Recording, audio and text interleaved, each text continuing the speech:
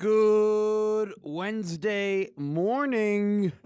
You're listening to 1620 The Zone. I'm Matt McMaster, Gary and Matt, Jimmy Chavez on the ones and twos behind the board. No Gary today. So it's just Matt. Welcome to Matt. You're just listening to Matt. Gary on the road right now, on his way out to Denver, as the UNO Mavericks are going to play Denver tonight. Look to go 5-0 in the Summit League. I believe it'll be the program's best start in Summit League play in program history if they're able to pick up the win today. Filling in for Gary, his very good friend, editor-in-chief of Husker Max. Is that what they're... Just lead writer. Editor-in-chief. Like I run the thing. Vice president of basketball operations. The CEO of LinkedIn. President of the United Husker Max. Caleb Henry. Caleb, how you doing, my man? Hey, I'm doing great. This is freaking early. What are you guys doing? I get used to it. I forgot what this life was like, and then my alarm went off at 3:50, and I went, "Oh, now I remember why I made a change." Caleb is coming in from the frozen tundra of Crime Town, Lincoln, Nebraska, on his way here. It's not that cold, actually. It's a dry heat today. Is it a dry heat today? You don't feel it. Yeah, no, the frost has been killing me. You know, when it gets under 10, you get the frost over your windshield. The tough Chicago kid. Yeah, no, the frost is going down because of frost. The frost is tough. I mean, everyone knows here in Nebraska that too much frost is not good for everybody. What, about 5 years? Yeah, shout out Gate 25. Straight about 5 years of frost. 5 years of frost, not good for one soul. I had to use up like a whole, because like when you're because I got a scraper, right? So you scrape it off and you try and get as much of the frost off as possible. And then you get onto driving. You hope that the heat keeps up enough to like get rid of the remaining frost. He's saying he doesn't have remote start. I don't have remote start. That is part of the negotiation when you get a car. Yeah. Do you have remote? I learned that. I wasn't a part of my negotiation. Yeah, I was just handed the keys and the So I had a Chevy Cruze for a few years, and then we realized about 2 weeks before my daughter was born in 2020, the car seat did not fit.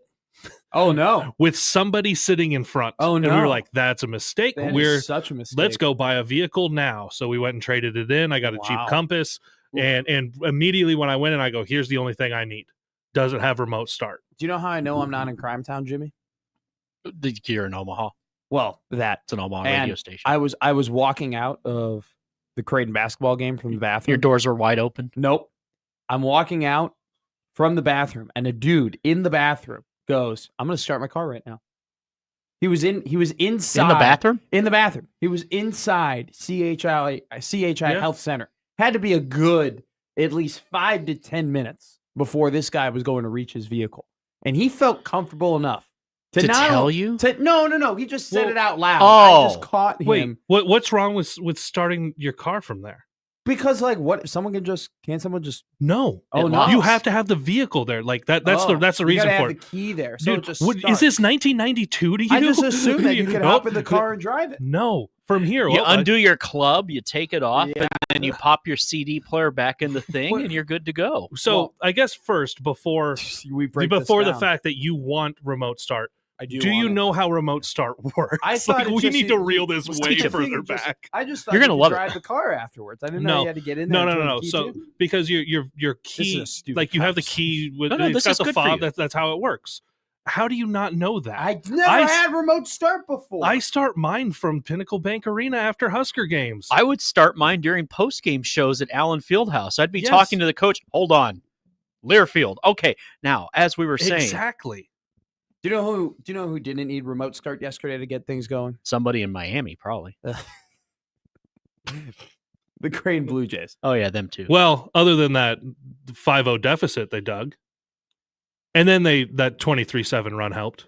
Yeah, I was about to say. I mean, I knew they'd play inspired ball after the fact you were going. You could have not just said the Creighton Blue Jays, specifically Stephen Ashworth. Let me tell you something about that guy right now. I get exhausted watching him play basketball. Okay, he's in shape. First off, TV doesn't do it justice. That guy is really good at basketball. And it's one of those things where it's like you go to the game and he's a smaller feller. He's pretty consistently the smallest guy on the court. What is he, 6'2"? No way. No way. He's not 6'2". Quick, everyone type Stephen Ashworth as fast as you can into your browser and see who pulls it up first. Yeah. He's 6 feet. He's not 6 feet. Okay. He's for sure, without a doubt, under 6 foot.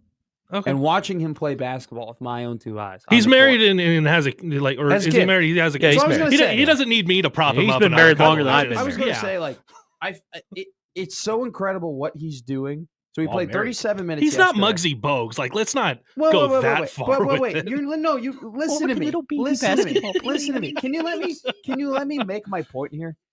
He's 5'11". He's playing against a lot bigger guys. He's running around. He's playing 37 minutes last game. He played 40 minutes against Butler, 39 against Marquette, 39 against St. John's, 39 against Villanova.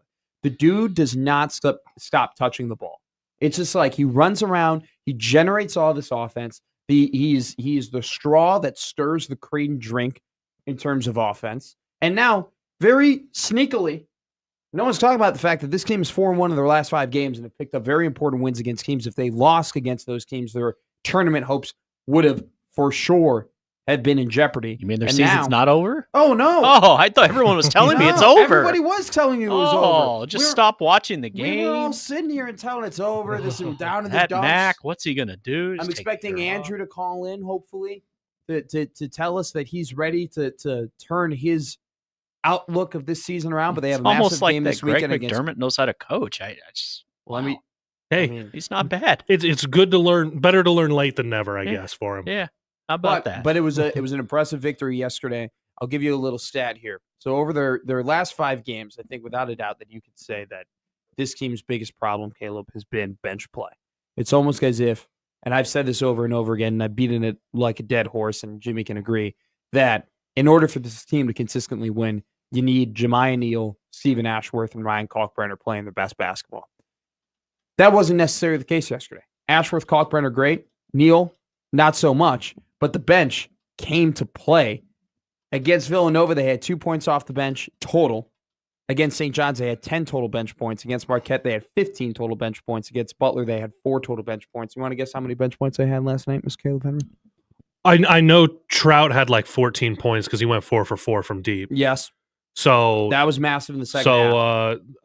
26. They had 29 okay. points. Look at me. Nice. Look at me. You would have won the showcase. I turned on FS1 yesterday. Just an absolute turnaround.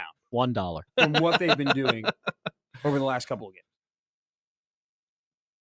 games. You're right on a lot of points. What I will say, though, specifically because you need Ashworth and Kalkbrenner to be good. Yes. And that's not a that's not a specific to Creighton thing. Most teams need their top 2 guys to be good in order to have success. Like, that's not groundbreaking analysis. What I will say, though, specifically because, take this from someone, that's maybe the 3rd or 4th Creighton game I'd watched all season because I'm in the Husker media. Yes. Like, I'm watching the Husker games. I think I've watched more Illinois games this year than I have Creighton. But I don't blame you because Illinois is not bad. Hell of a basketball team. Actually, yeah, other than when they host USC. They might have they didn't have KJ. See, that's some of it. If you don't have your dudes. Yes. There are stretches, and what did Kalkbrenner end up with yesterday? 20-some points? 22, I believe. 20 was the 20 points. 20-10 and 3, 8 of 12 shooting, hit 2 threes yesterday. Efficient. There are times where he disappears, which is hard for a dude that size. Yeah. But there are times where he disappears and he'll take 5, 6, 7 dribbles and there's not really a post move, and then just kind of sometimes we'll force up a little bit of a shot. It doesn't go in. Now, if he's getting a lob, that's tough to stop. Yeah. They did that a lot. If he's got something in transition, tough to stop. If he's got a wide open 3 and he decides to fire it up, decent percentage. But there are times where offensively he disappears. There was a stretch defensively where he's getting eaten alive. Yes. And it's just like what I want for this Creighton team to be successful, because I want Nebraska's net to look better. So it's selfish. I want Creighton to be good, and that helps Nebraska's win. Ultimately, that's where I'm at. And I think if you're a Creighton fan, Okay, cool. It eventually helps Nebraska, but you want Creighton to be good too. Like, don't trash the season just to make Nebraska's win. That'll show them. Yeah, that'll get them in, take a dive in Lincoln. But I would need Kalkbrenner at this point in his career to not have like a 2-minute stretch where he misses 2 shots on offense and he gets scored on 3 times. And that's not not often. That's not often, but he's the how many time Big East Defensive Player of the Year? 3 times at this point, I believe. Like I watched him block 2 or 3 shots on like 1 possession. Yeah. Like those things happen, but what I don't want is for the disappearance for stretches. That's a little bit of a So 55 was the player. I'm not going to try and pronounce his name because it's a mouthful. He ended up having Oswin. You can just go with the first Oswin. Jones. He had 8 points total in the game. You're right. It looked ugly because he scored 6 points straight, essentially, in the first half against Kalkbrenner. I don't know. I think that's a little bit too high of an expectation. My expectations are too high for Ryan Kalkbrenner. The guy had 20 and 10 yesterday with 3 assists and went 8 of 12 from the field and was able to stretch the floor with 2 3-pointers. Yeah, you got to win. In Nebraska, and they won by 20. And Nebraska men's basketball has 12 wins on the year, and they shoot like 30% from the field. Yeah. That doesn't mean they can't be better. That doesn't mean the expectation shouldn't be better. No, but I think Ryan Kalkbrenner is in his 12th year of college. You should have a higher expectation, I think, for he's the 7-time Big East Player of the Year. I think you should have a higher expectation for Neal and Miller and McAndrew. See what you did there. And Trout and Zugic. No, I do. I like those guys need to contribute more. Trout going 4 for 4 from 3. That's why you brought him in. Massive. Like that, because he's not giving you like a bunch of minutes to go do a whole bunch of things. He's supposed to go stand in a corner and hit threes. Well, yesterday I think he made 1 corner 3 yesterday, which was great because he was actually moving around the court to get open. Right, something that we haven't. He went really to the other corner. Yes, he moved the other side of the floor. He ran around the baseline. Like those things. That's what takes you from whatever level to the next level.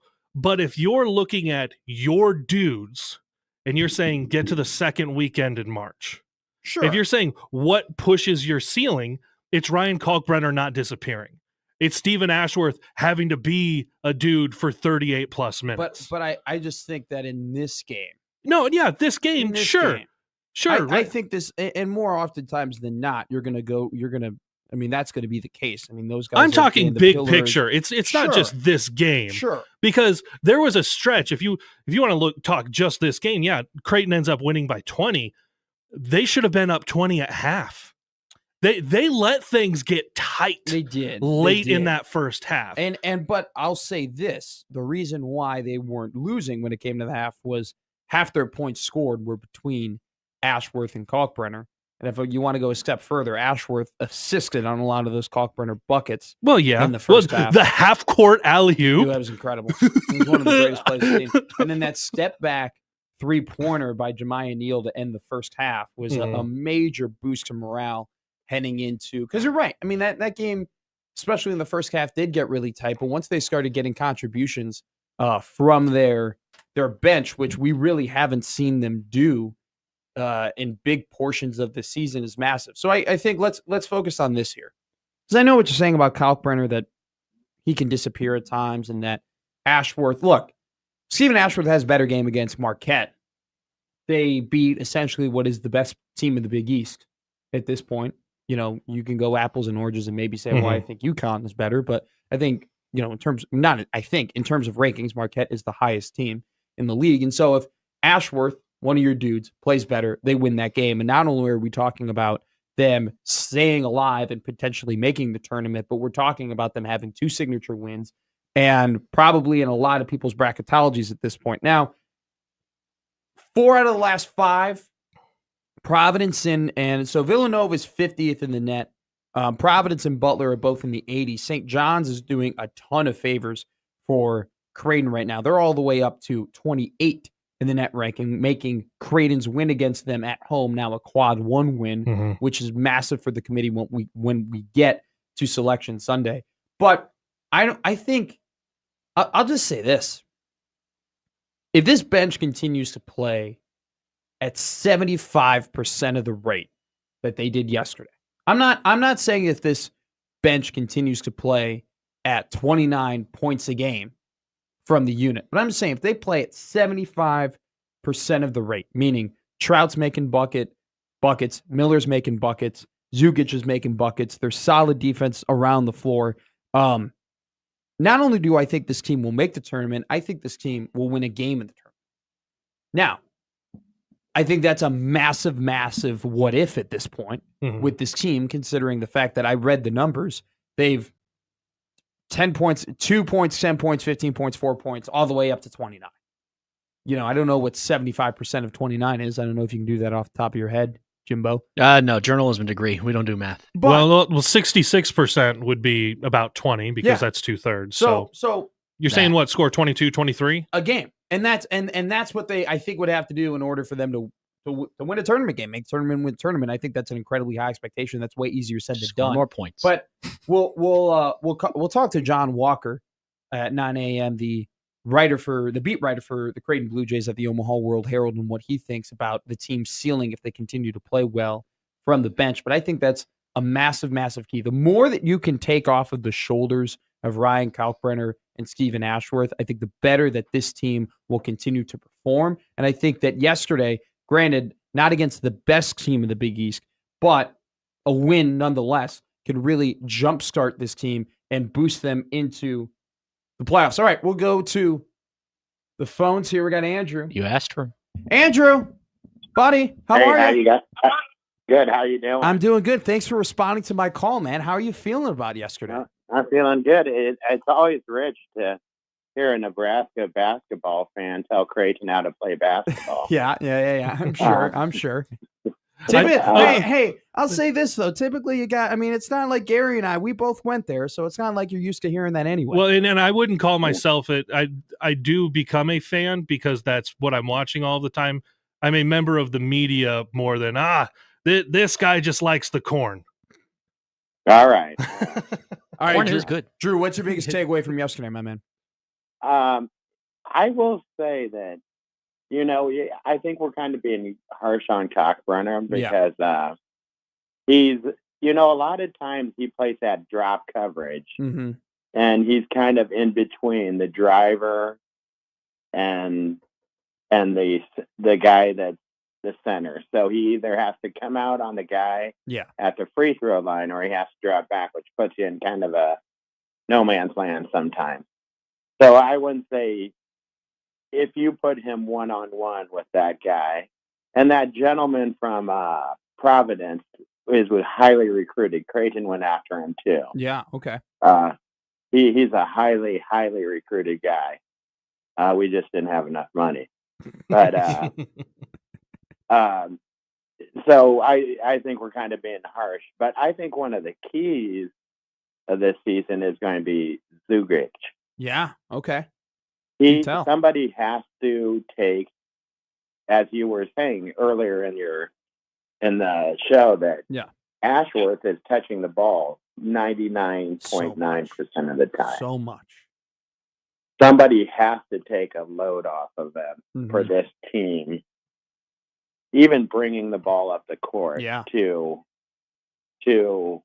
for this team to continue its run, because there's times where you can see at the end of the game where Ashworth, when he shoots his three, I think fatigue plays a role at the end of the games when he gets tired. That's all. Absolutely. Without a doubt. Thanks for the call, Andrew. Appreciate it as always, my man. Yeah. See you. Yeah, Andrew's right.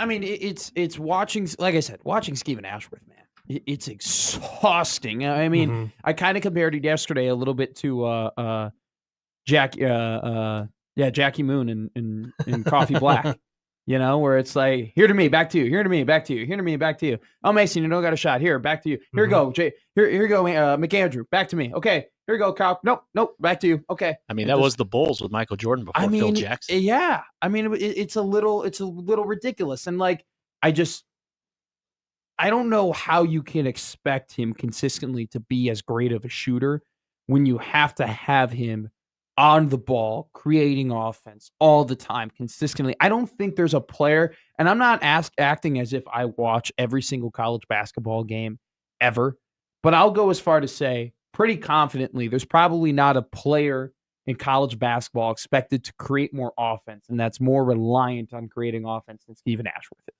He has an extremely high usage rate. Insanely high usage rate. And the reason he has that high usage rate is what is Creighton's success with him having that rate versus without.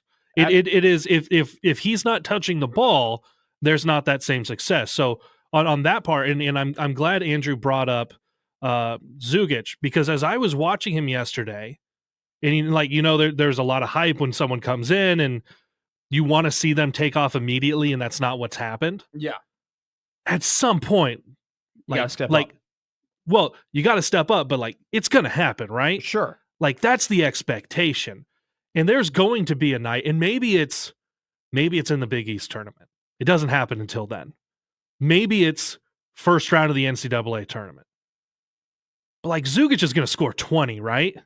There's going to be a game where he starts going off. There's going to be a Zugic game. But that said, because I'm looking at the not Providence specific game, I'm viewing this as where is this team going? You have to have Ashworth with that usage rate. Yeah, no, you're that, right. That's what it is. Is it better for him and his fatigue late in the game? And of course, the way games are going to get really tight in Big East Conference play, in the Big East tournament, and then when you get into the NCAA tournament, you're going to need Ashworth as energized and healthy at the end of games as possible. But how do you get to the end of the games and be in it? That's with Ashworth kind of being 99% of your ball handling. It'd be nice if that wasn't the case. Yeah. And maybe there will come a time where Neal does more off the dribble. Sure. Maybe. I don't foresee that. Maybe there will be a time where, and he's not a point guard, he's not a guard, but you're coming off the bench and you're hitting threes, and Isaac Trout, we need you to get more minutes. Yeah. Can you, when you get a rebound, can you bring the ball up the floor? So with let's go to this Ashworth, because I think that Greg McDermott probably has nightmares about what happens if Stephen Ashworth goes down with an injury. Well, think about how scary it was when he went out against Nebraska. Yeah. And you were thinking, how long is this going to be? And he missed what, one game?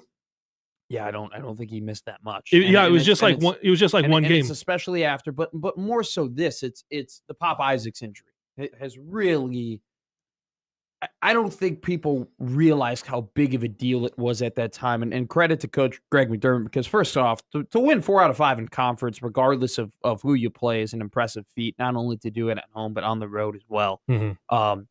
St. John's, Villanova, both really, really big wins. And then you take care of business against Providence and Butler. You didn't cover. I think they might have. I don't know what the spread was against Butler. I think they might have covered against Butler, but they covered against yesterday against Providence. And that kind of, not to say that gambling matters, but it's an indication about you're playing at the level that people expect you to play at when you play those teams. Yeah, expectation. That's a good way to put that. And so credit to him and the coaching that he's done in order to get this team on track. And while water was coming into the boat after they had lost to Georgetown, he rallied the troops and they all got buckets and they all started picking up water and throwing it back out of the boat. And now they're floating, and it looks like they're trending toward getting an NCAA tournament bid. They still need, in my estimations, probably another signature win at the end of this stretch here in the Big East. But he warned us. Greg tried to warn us. Hey, when you Pop isn't just a scorer. Pop's our secondary ball handler. Pop is the guy who, when Steven's not out on the court, or when we want to mix up some looks and we don't want to have Steven to be running the offense, Pop's the guy who does that. And so to lose him, and then Jemiah Neal to just put him in this role that is a massive, number one, and number two, that he didn't really think he would be in heading into the year, was a massive, massive undertaking that he's still adjusting to. And Jemiah has had some really, really good games, and he's had some not so good games. Mm-hmm. Yesterday was probably closer to the not so good games. But you're right. I mean, at this, and he kind of talked about in his press conference, about how if they're going to be successful and if more of these guys are going to, if they're going to get to where they're going to need to be, Mason Miller's going to have to make more shots. Trout's going to have to make more shots. These guys off the bench are going to have to produce more points, produce offense, because at the end of the day, it's look at Rutgers right now. Rutgers has two guys who's doing all the work for them, who's scoring half their points. Well, yeah, because if they don't, there's nobody else. There's nobody else, exactly, and they're losing a lot of games. And so at the end, those of the day, are lottery picks too. I know. So at the end of the day, this is a team sport, and they need the team to come together. But I think that once again, and who, Jimmy, you talked about it. Who's surprised? Who's surprised that Mac has these guys? No, he's pretty good. Turning, I mean, he's pretty damn good at his job. All righty. We got a good – yeah, go ahead. Real quick, just because talking about expectations in Creighton and in the tournament, early yesterday, Joe Lunardi put out his bracketology. Creighton was the last team in. So that's before that game. And that was a good win. Yeah. That was a good win. I mean, that's the type of loss. I mean, it's not the type of win that helps you, but it's the type of loss that knocks you. They'll end up playing UConn this weekend, which will be a massive opportunity to get that signature win. Jimmy, you and I talked about it when we were talking about Marquette, right? It's one of those games where it's like you don't need to have it. You certainly but it want should be it. nice. It would be nice. Would be nice. All right, we got a good lineup for you today at 9 o'clock. We're going to have John Walker of the Omaha World Herald, Creighton beat writer. We'll continue talking about this conversation here in a couple of hours. And then 9:40, as always, we'll have counter read writer Brandon Vogel on at 9:40. The daily lineup is brought to you by the Rooferys at John Higgins Weather Guard. Well done. Also, be sure to check out the J-Tech Construction Zone Twitter feed. Follow us at 1620 The Zone, at 1620 The Zone with an exclamation point. And as always, the 1620 The Zone inbox is brought to you by Equitable Bank. We take banking personally. EquitableBank.com. You can email me at matt@1620thezone.com and tweet at me at mattmcmedia, MATTMCMEDIA on X. Caleb, where can they find you on Twitter?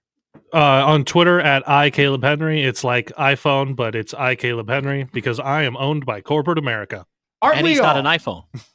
Oh, don't. Yeah. By the way, you're not a green. Didn't you used to be a green bubble guy? Sir, do not disrespect me like that. Well, we'll be doing a lot of disrespecting here over the last couple hours because that's what we do best. 4 hours of offending you. 4 hours of offending you here on 1620 is under. Listen to Gary and Matt.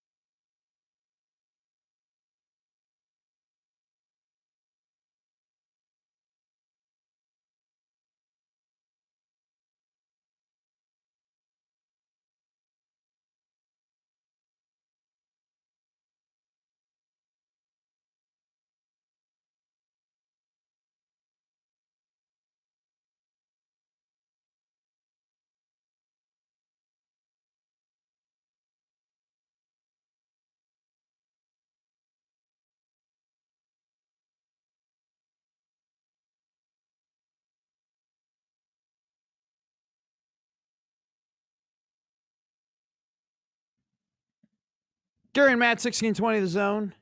Look at that. Jimbo, I've been working here how many weeks now? 5 weeks? I don't even know what today is. 4 weeks? 5 weeks? We should have a cake. I don't know if you've always been like this. I haven't heard that before. Your playlist coming off these breaks, fire. That's what the kids call it. You're lit, dude. Have you been called lit before? I've been lit, but I don't know if I've been called lit. What is the best movie? What is the best movie that this song has been in? I couldn't tell you. That's a Jimmy. That's Thinking. Keanu Reeves. John Wick. I don't think that's where my mind went first. I don't think is this movie ever been, or has this song ever been in John Wick? I don't think it's been in John Wick. Hardball, my guys. Nice. Hardball. So still crying about G Baby. Still crying about Shane Falco in the Sugar Bowl. Man, it's all apart. So TikTok. Am I saying it like Gary Sharp says it? I TikTok. guess so. Or does that mean you're on it now? No, I'm not on it. Absolutely, I'm not on it. You're on it. How do you feel about it potentially going away? You've been a big TikTok. We're all on the red note now. I think is what is happening. I haven't downloaded it. What is the red note? Not only is Red Note also a Chinese-owned app. Wait, hence the name Red Note. Wait. There's another app that it basically does the same functions as TikTok, and it is all in Chinese. Really? Like the whole app is in Chinese. So, okay. U.S. government went. Yeah, this is so fun because I do not care either way. Like if this app goes away, it does not impact. I'm just here for the chaos. Our co-host cares a lot.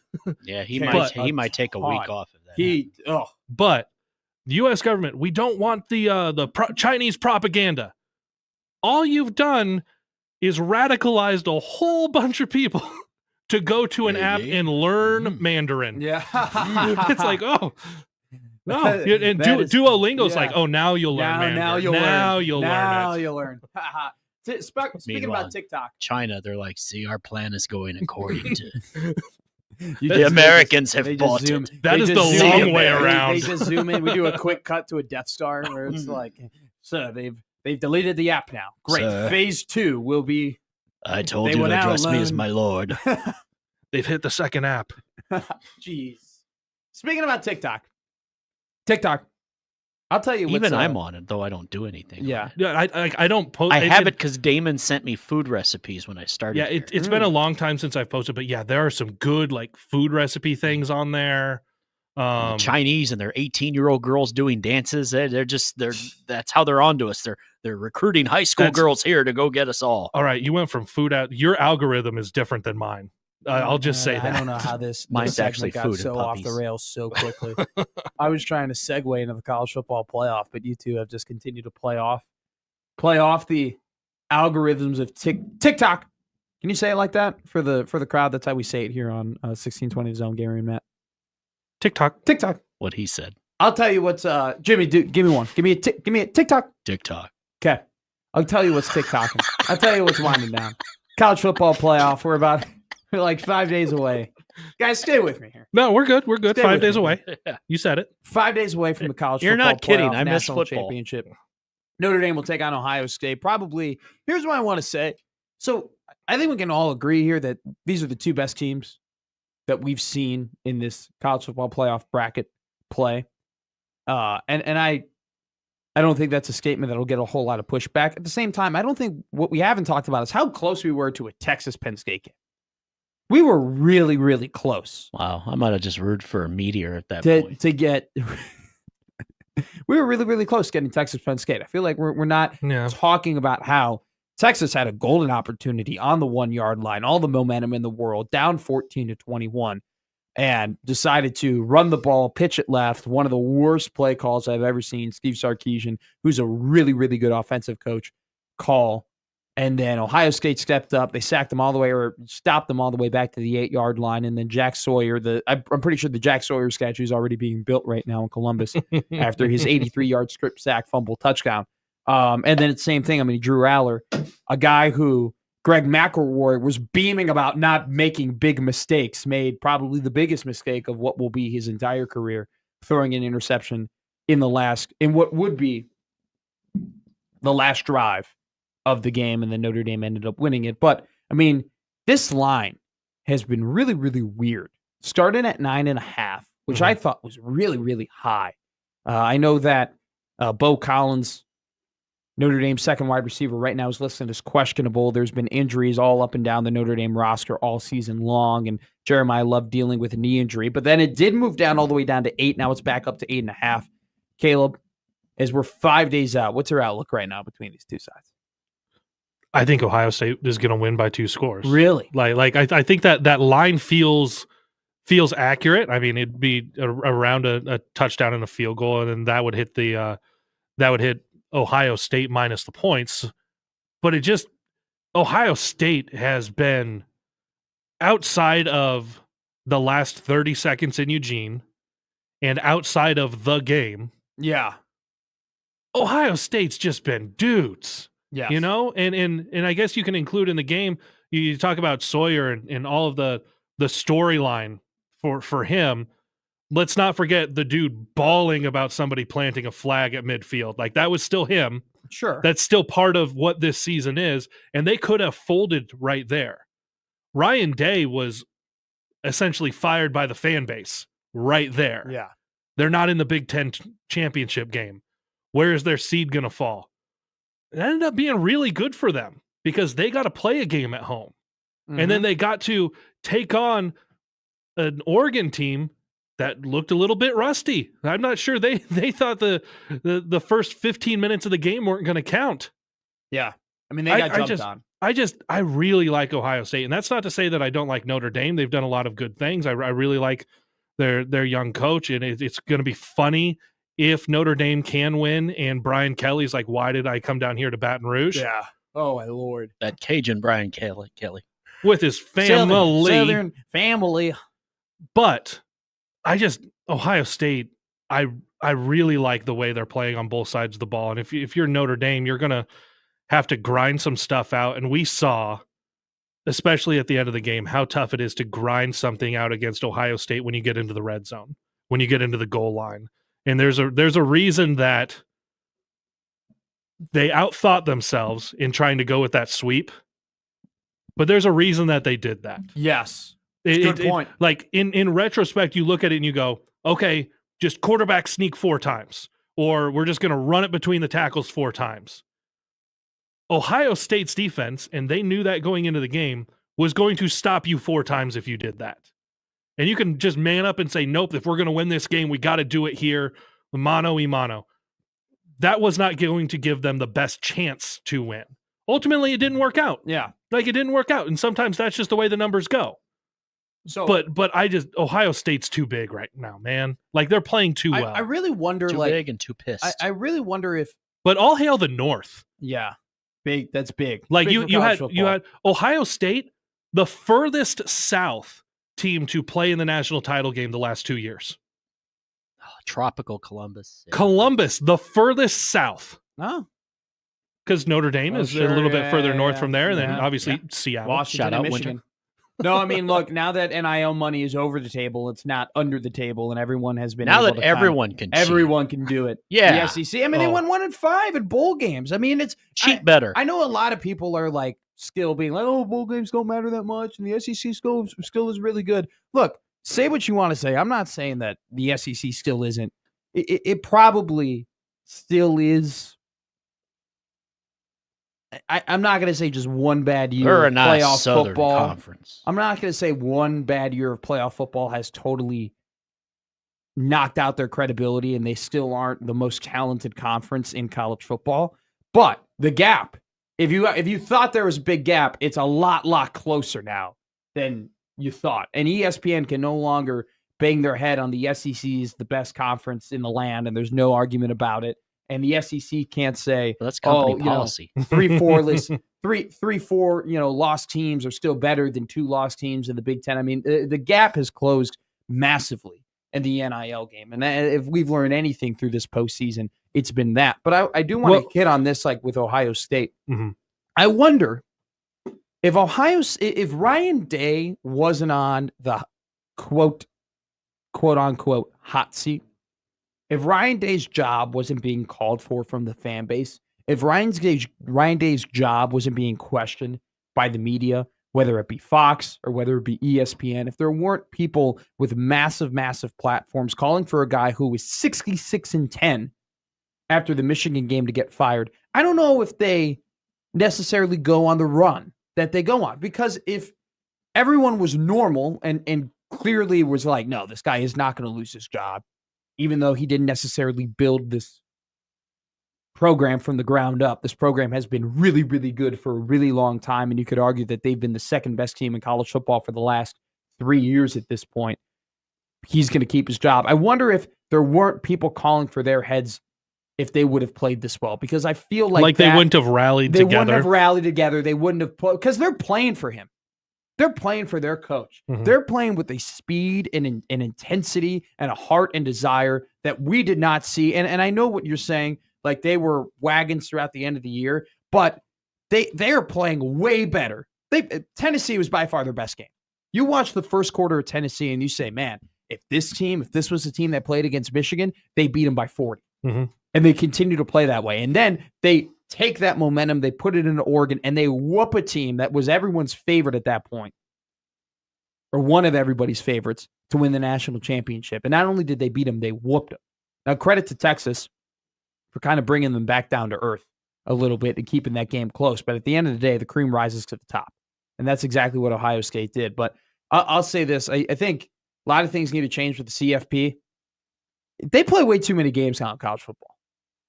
These two teams are going to end up playing 16 games this year. Yeah, but they didn't play the max.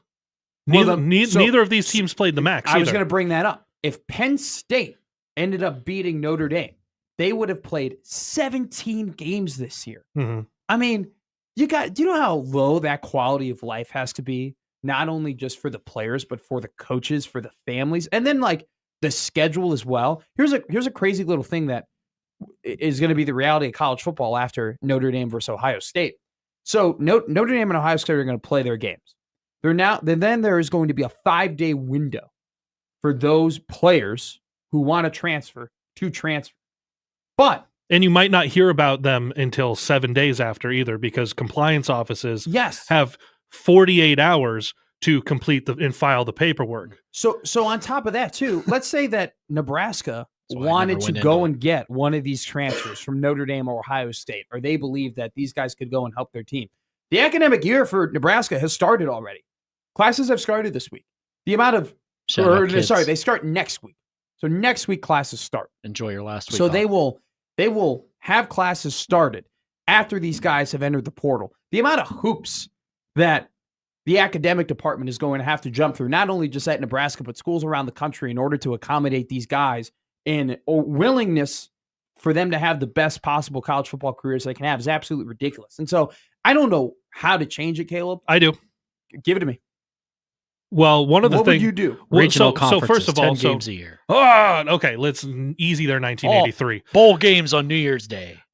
There's if you could turn back time and try to add the playoff, there's so many things that you could do. But in the world we're living in now, Jay, first of all, had to try.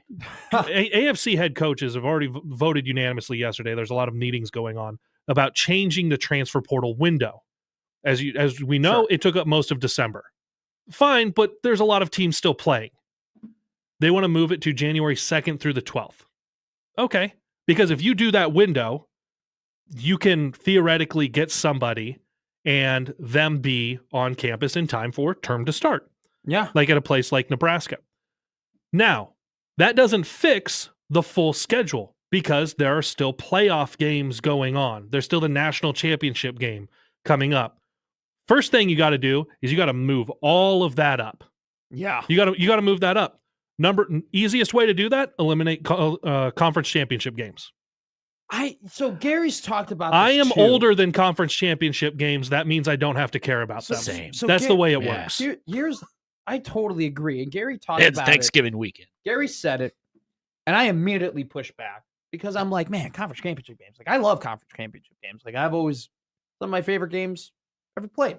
Not in this state. Well, who I was rooting for had been, when I was growing up, were college conference championship games.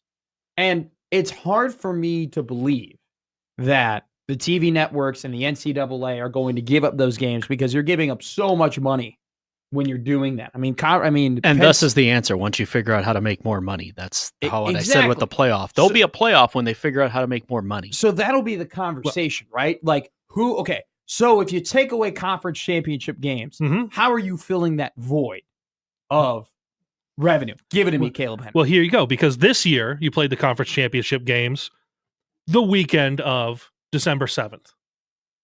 Well, guess what? Now December 7th is your Army-Navy game. Yeah. Okay, that's moved up a week. You're not getting a weekend off. But for your teams, then this year it would have been December 8th, that next day. That's your selection Sunday. Sure. Or you could have done your selection Sunday the week before. That would have been fine too, if you weren't concerned about how the Army-Navy game plays out. And let's face it, most years you're not concerned about that. So you could have on you. So you could have done it already. 16-team playoff. I would expand it because it's coming. Well, what did we? Yeah, it's coming. One, it it's doesn't coming. mean that I want it. That's what she said. Well, here's the thing. Maybe this was a 1 year blip. Night last night. Maybe it was a 1 year blip, and maybe it's because of the way the seeding was. But what did you see? You saw the teams that played at home the first round had a sizable advantage in the next game, even though it moved to a neutral site, because they weren't rusty. They didn't have an extended rest going into it. So you do Army-Navy game first weekend in December. Second weekend, you start with your 16 teams. And then 8 and 4, and then you just play 4 weeks in a row. And on January 4th is your national championship. You just play on Saturdays straight through. You're not playing on a Wednesday night. Yeah. Well, in early January. And if you do that, your national championship is the 4th. You figure out all the other bowl games that have to happen around it. The season is done for most teams on New Year's Day. The season is done for your national championship teams on the 4th. And if it goes through the transfer portal is the 2nd through the 12th, you have lined up everything for every team to be done before or just within the start of that portal window to help out those teams. Because how much of a disadvantage was it for teams like Texas or Ohio State? Yeah. No. With that portal going on, because if you pick up a big time tackle and you have a big time tackle who could come back, he's like, wait, what's my job? What's my job next year? Sure. You got a couple games, buddy. It's not fair to them. So yeah, I think there's a lot of ways you can do this with scheduling that moves things up, eliminates conference championship games, makes the portal a little bit more easier to navigate for everyone. Well, look, I mean, it's getting rid of conference championship games, I think, will be a bigger sell than people think just because of the money aspect. But I think that was a great breakdown by you by what they can do in order to get this all figured out, because, man, it's a whole humbo jumbo of a bunch of nonsense going around. It's the wild, wild west, and it gets even worse and worse as time goes on. That's a good question for the Equitable Bank inbox at matt@1620thezone.com. You want a 16-team playoff? Call in. Talk about it. I like 12. I don't know if I'm ready for a 16-team playoff. That might be a poll question, too, we can put out there. How do you feel about a 16-team playoff? Yay or nay? We'll talk about a team that does not that eventually will want to worry about playing too many games, and that's Nebraska football here on 1620 The Zone. You're listening to Gary and Matt.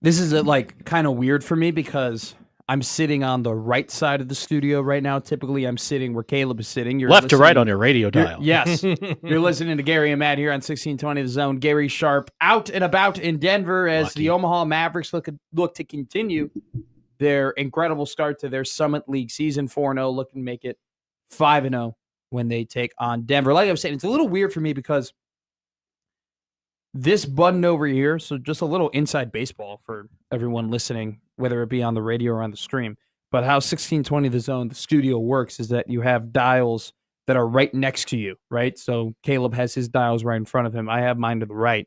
And Caleb's dial, when he presses on to do his microphone, lights up, okay? It's pretty, isn't it? It's pretty. Mm-hmm. Gary's dial, the dial that I'm at right now, never lights up. That's because the on-air and so hosts you have have to broken hit it like 40 times. When I first started working with Gary, I thought it was the weirdest thing ever. I would rapid press it. Now I'm like, now I feel the pain of working over here on the right side. Definitely less of a great experience. How do you like plugging your headphones in and discovering who works here who's deaf? Yeah. We have a lot of deaf guys But here. here's my thing too. I like voice because you notice on the screen that I'm one earphone in and one earphone out. Yeah, you want to hear the crowd and the coaches on the other side. Yeah. Exactly. You want to get the feel of the atmosphere going on in the game. Did you see that video? Talking about atmosphere. I've seen a lot of videos. Talking about atmosphere not being great. Did you see that video of that Philadelphia Eagles fan absolutely ripping into and saying disgusting and terrible things? I mean, that's just par for the course in Philly. Let me tell you something right now. Play stupid game, win stupid prizes. That guy has lost his job, lost his credibility. And you got to think for at least the next year. Going to be really, really tough to wear that down. I'll tell you something right now, man. And I'm sounding like an old head right now, but it's the only world I've ever known. It's like the only world I've ever known. You got to be careful about what you're saying, where you're at, no matter where you're at. Because people are not afraid to video you and make you pay. See that McMaster at the Creighton game? Just yelling at Billy. I had a great time at the Creighton yelling game. at the Blue Crew. Why are you guys sitting on the floor? I've been to the Chai before. The Chai reminds me a little bit of like the United Center. I got really good food at the Chai. Loaded fries, the brisket bird ends, hot dogs, pretty good. Last time I was a little disappointing with the toppings over at the Chai. Do better. I've only ever had the media pizza before the game. Yeah. So first off, the media, I wasn't eating gourmet when I was there. Where the media I'm here for the prime rib. The toppings at the Chai for a hot dog limited to mustard and relish. Hey, those are the only two you need. Where are the onions? Where are the sport peppers? Fair. Where I'll give you that, where's Chicago. The celery salt? This young man is from Chicago. He says wants a ketchup salad on his dog. If he says ketchup, I'm turning his mic off. See, my Ketchup's rule about hot dogs is that don't turn it into a salad.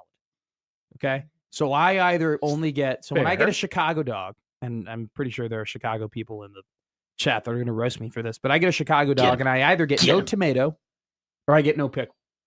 I never eat a Chicago dog with both tomato and pickle. But the onion's non-negotiable. Onion's non-negotiable. Raw or grilled. I used to be a grilled guy. I'm now a raw guy. Are you? What is your perfect hot dog? Build me your perfect. Like it raw. Everybody in the chat. Yeah, Equitable Bank inbox. What's your perfect hot dog? Build me your dog. Well, I'm grilling it first of all. Okay, it's a hot dog, not a real dog. Yeah, we're not sick here. Sorry, Ella. So first of all, grilling it. You're gonna get those nice grill marks on there. I am also, by the way, toasting that bun. Yeah, that's getting on the grill. Changer, that's right? getting on the grill too. There's just something about when you get into that bun on there too. But for me, I'm sorry, I don't like all of the relish and the pickle, the onion, the whatever. It becomes a mess. Yeah, like it's already gonna be messy enough. I'm gonna throw some mustard on there. I have to, and I'm gonna throw a line of ketchup on there. No, he has small children. In his defense, he has small children. He's sometimes what are you, 12? What are you 7? I disagree with the ketchup, but I understand where you're coming from. Here's the thing: ketchup does not belong in a hot dog. Here's my I'm listening. Take about hot dogs. Build it how you want it, man. No, absolutely not. There are rules. We're not. There are rules to society. Yeah, the rules to society are you don't mix ketchup and steak. Well, sure. But No. for Andy Reid does it. If you want to win championships. I don't buy that because Andy Reid is a portly fella. Seems like he enjoys a good steak. That has been the story for years that he loves. Yeah, he loves. Dodger dog, Tim Cook. Great call. I've never had a Dodger dog. My dad has. Have you had a Dodger dog? So what, Jimmy? What is it? Just a Dodger dog is like a big hot dog. I'm pretty sure it's like a bigger hot. But I think they make it differently. A little bit of smog. If I'm not wrong, Tim, I think they make it differently at Dodger Stadium. A little smoky right now. A little smoky. Yeah. Here's the thing. Charred. Ketchup is awesome for almost everything. Nuggets. The little dinosaur eggs. nuggets. Oh, yeah. Eggs. I love putting ketchup on my eggs. I don't think that's weird. Some people say it's weird. I don't do it, but I'm with you. I love putting ketchup on my burger. You do the spicy ketchup from Whataburger on eggs? Ooh. See, I've done ketchup and like picante hot sauce on my eggs before, like a little dual action, like 2 different toppings. I have poured some stuff that will burn the hair off your butthole. Yeah. Like my perfect burger is literally just cheese, bacon, and ketchup. Okay. Like that's it, right? But like I just can't get around, and it has nothing to do with like the Chicago upbringing, the bell of shame you would have to ring at a cart if you were to ask for ketchup to be on your hot dog. It just has everything. Just tell them you're a Packers fan. It just has everything to do with the fact that it just doesn't taste that good. Mustard is the condiment of the hot dog. Here's mustard and dill relish. That's it. One. Jimmy, that's classic. I know you're trying to say it's not the Chicago upbringing, but we know it is. Like, and that's not like that's not a knock. That's not a knock. That's just what you're used to. That's why for me, when it's build the perfect hot dog, it's probably not a hot dog. It's a Polish dog. It's a foot long Polish dog. That's a whole other conversation we're having. Because that's build your favorite sausage. Because I grew up different conversation. Because I grew up in the Polish capital of Nebraska. Okay, Loop City. Yeah, less than 1,000 people. Shout out Loop City. Let's go. But Polish days, you would always get. They came around. That's the only time that they sold them. Foot-long Polish dogs. And yeah, there was mustard going on there. And yeah, there was a thin line of ketchup going on there. Foot-long Polish dogs over really anything hot dog. At all. You can, I mean. Over your, here's probably the part where I get in trouble with Polish dog lovers. I'm not putting the sauerkraut on there. Ooh, I can't stand the sauerkraut. No, bad take. I can't stand the sauerkraut. on a brat. Here's my thing too, though. Like sauerkraut, I used to put sauerkraut on my dogs. Like I used to get a Chicago dog with sauerkraut. Okay. Now I've kind of moved off the kraut, but I'll always put it on a brat. I think just my taste buds have changed. I used to be addicted to kraut on a dog. I think now I've kind of moved away from it. I'll say this though, like. There's a Superdog in Ames. You ever have Superdog before? Shout out Ames, Hilton Magic. Superdog. My favorite place to call I don't a game. know if it's the same I interviewed for a job in Ames Really? once. Yeah. Really? Superdog is awesome. Sauerkraut, I think, is probably the most controversial. I've frozen in Ames. Many have. Sauerkraut is You're not wrong. Sauerkraut's probably one of the more controversial. I've never been there when it's warm. In fact, I don't believe that it gets warm in Ames. I know I've seen it on TV, but you know, with the magic of CGI, they AI'd that. And I've been to Ames a lot. I've been to Ames once. It was a good time. It's always a good time. Shout out Busch Light. That's what keeps it rolling over there in Ames, Iowa. Gotta stay warm. Wasn't Busch Light like the #1 had drink in Nebraska over like water and milk one year? Or am I just kidding myself? Or Some was would like say number the 3? Probably. I don't know for Is sure. there a perfect I didn't see beer? the Is study. there a perfect beer for a hot dog? Okay, wait, Captain, wait, 1 second here. All right, I'm probably going to get myself canceled. Captain goes, what about the big red hot dog? I'm sorry. That's a no for me, dog. I mean, they're good. I think they're good.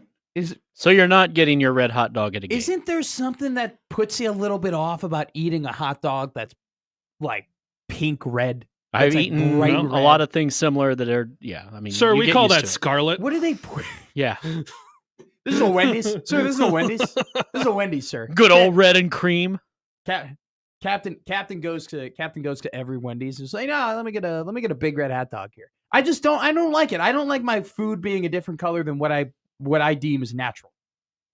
Like the natural color. When you're drunk, you'll stick your tongue in anything. Jesus. I agree with MJ, by the way. And this is the no ketchup on a hot dog is a tired take. It's not good. It's not good. It is it's because at this point, all you're doing is puffing up your chest going, I say no to ketchup on hot dogs. There's no puffing in the chest. My father said no ketchup on a hot dog, and his father said no ketchup on a hot dog. And by God, I will not have ketchup on my hot dog. Hook 'em horns. He goes, by God, I will not have a son or daughter that puts ketchup on a hot dog. Roll Tide. Like that's I don't give a piss about nothing but the Tide. That's all you're. Paul. That's all you're doing with that. That's all. Tide. I love that commercial. That makes me laugh so much every time. Tide. But MJ's right. That's all you're doing at this point. It's not actually having the take of disliking ketchup on the hot dog. It's society, and enough people have told you, and it's cool. It was like hating Nickelback 15 years ago. Nickelback was great. It was cool. Leader of Men is a banger. This was before Nickelback. they were big. I saw 1999. Nickelback at Pinnacle Bank Arena. And we both went to the show together. Schaefer was there too. It was a whole media gathering. I thought that was Springsteen. No. Actually, I don't know who the sports journalists listen to anymore. The media is not all in on the bus. They are all in on Far Away.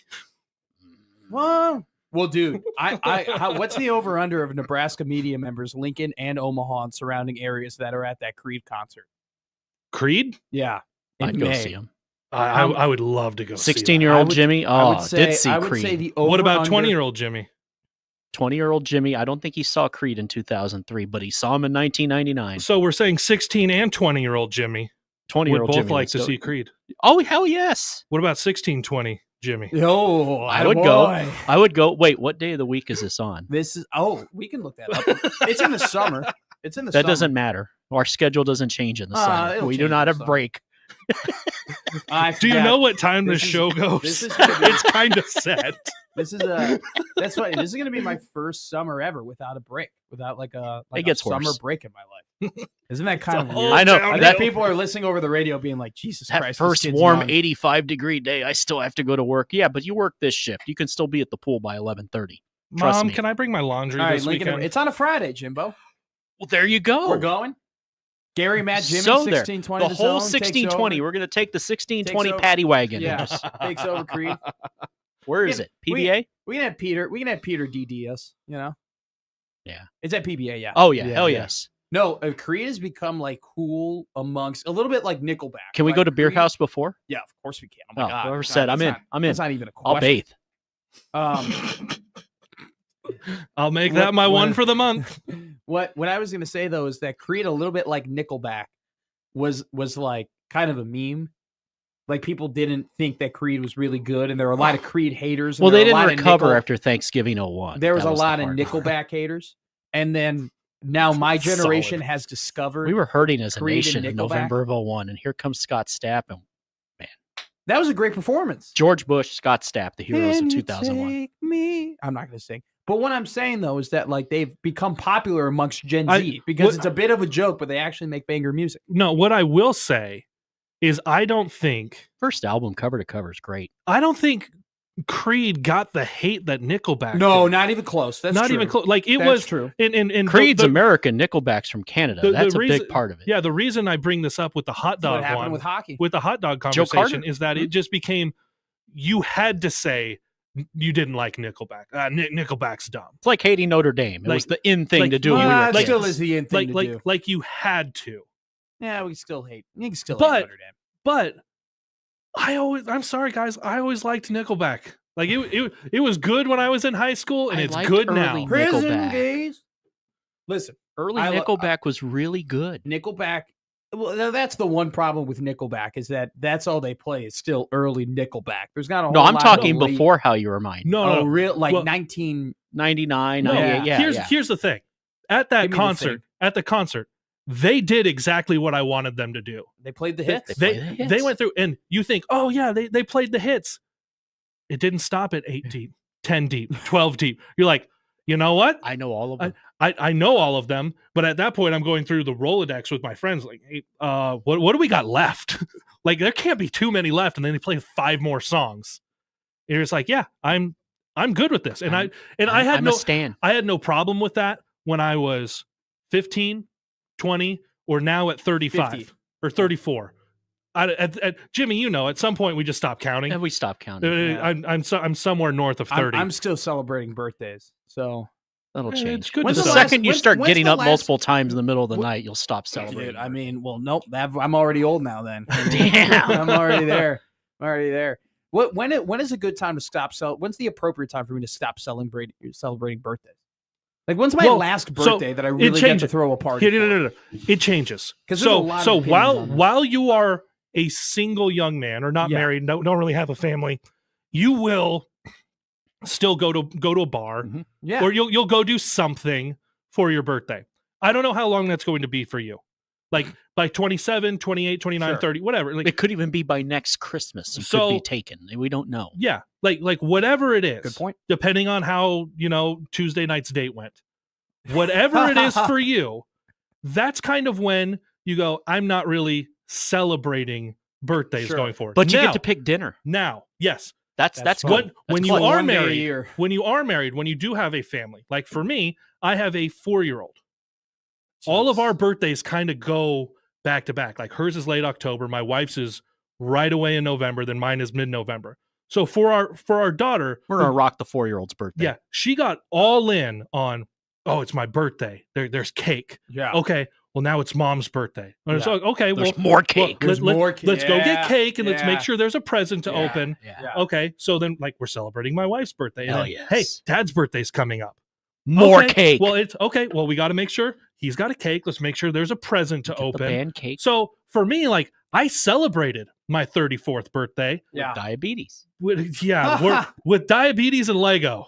That's how you know. So you have a more open take to it. There would be a lot of people who would argue that 21 is like the last true birthday that you hell no. celebrate outside of that's maybe the third 22 and 23 were bangers. And those are the same people that say you can't trick or treat after 12. Like after 12 years old. But now, no, you can. You trick or treat about as long as you want. No BS because you got. We went when we were 17. No. I disagree. You could trick or treat over the age of 12. You just have to have a legitimate costume on. That's okay. Oh yeah. Well, you gotta have. Okay. When we're talking trick or treating, because I hand out the candy. I love handing out the candy on Halloween. That's my thing. I have a couple buddies come over. We crack open a couple brews. We have the candy all sitting there. We're like, kid, you want a shot? We are that house on the block. We have the king size candy bars. My dad, got the 2 Live Crew. My playing. dad has always wanted to be that guy.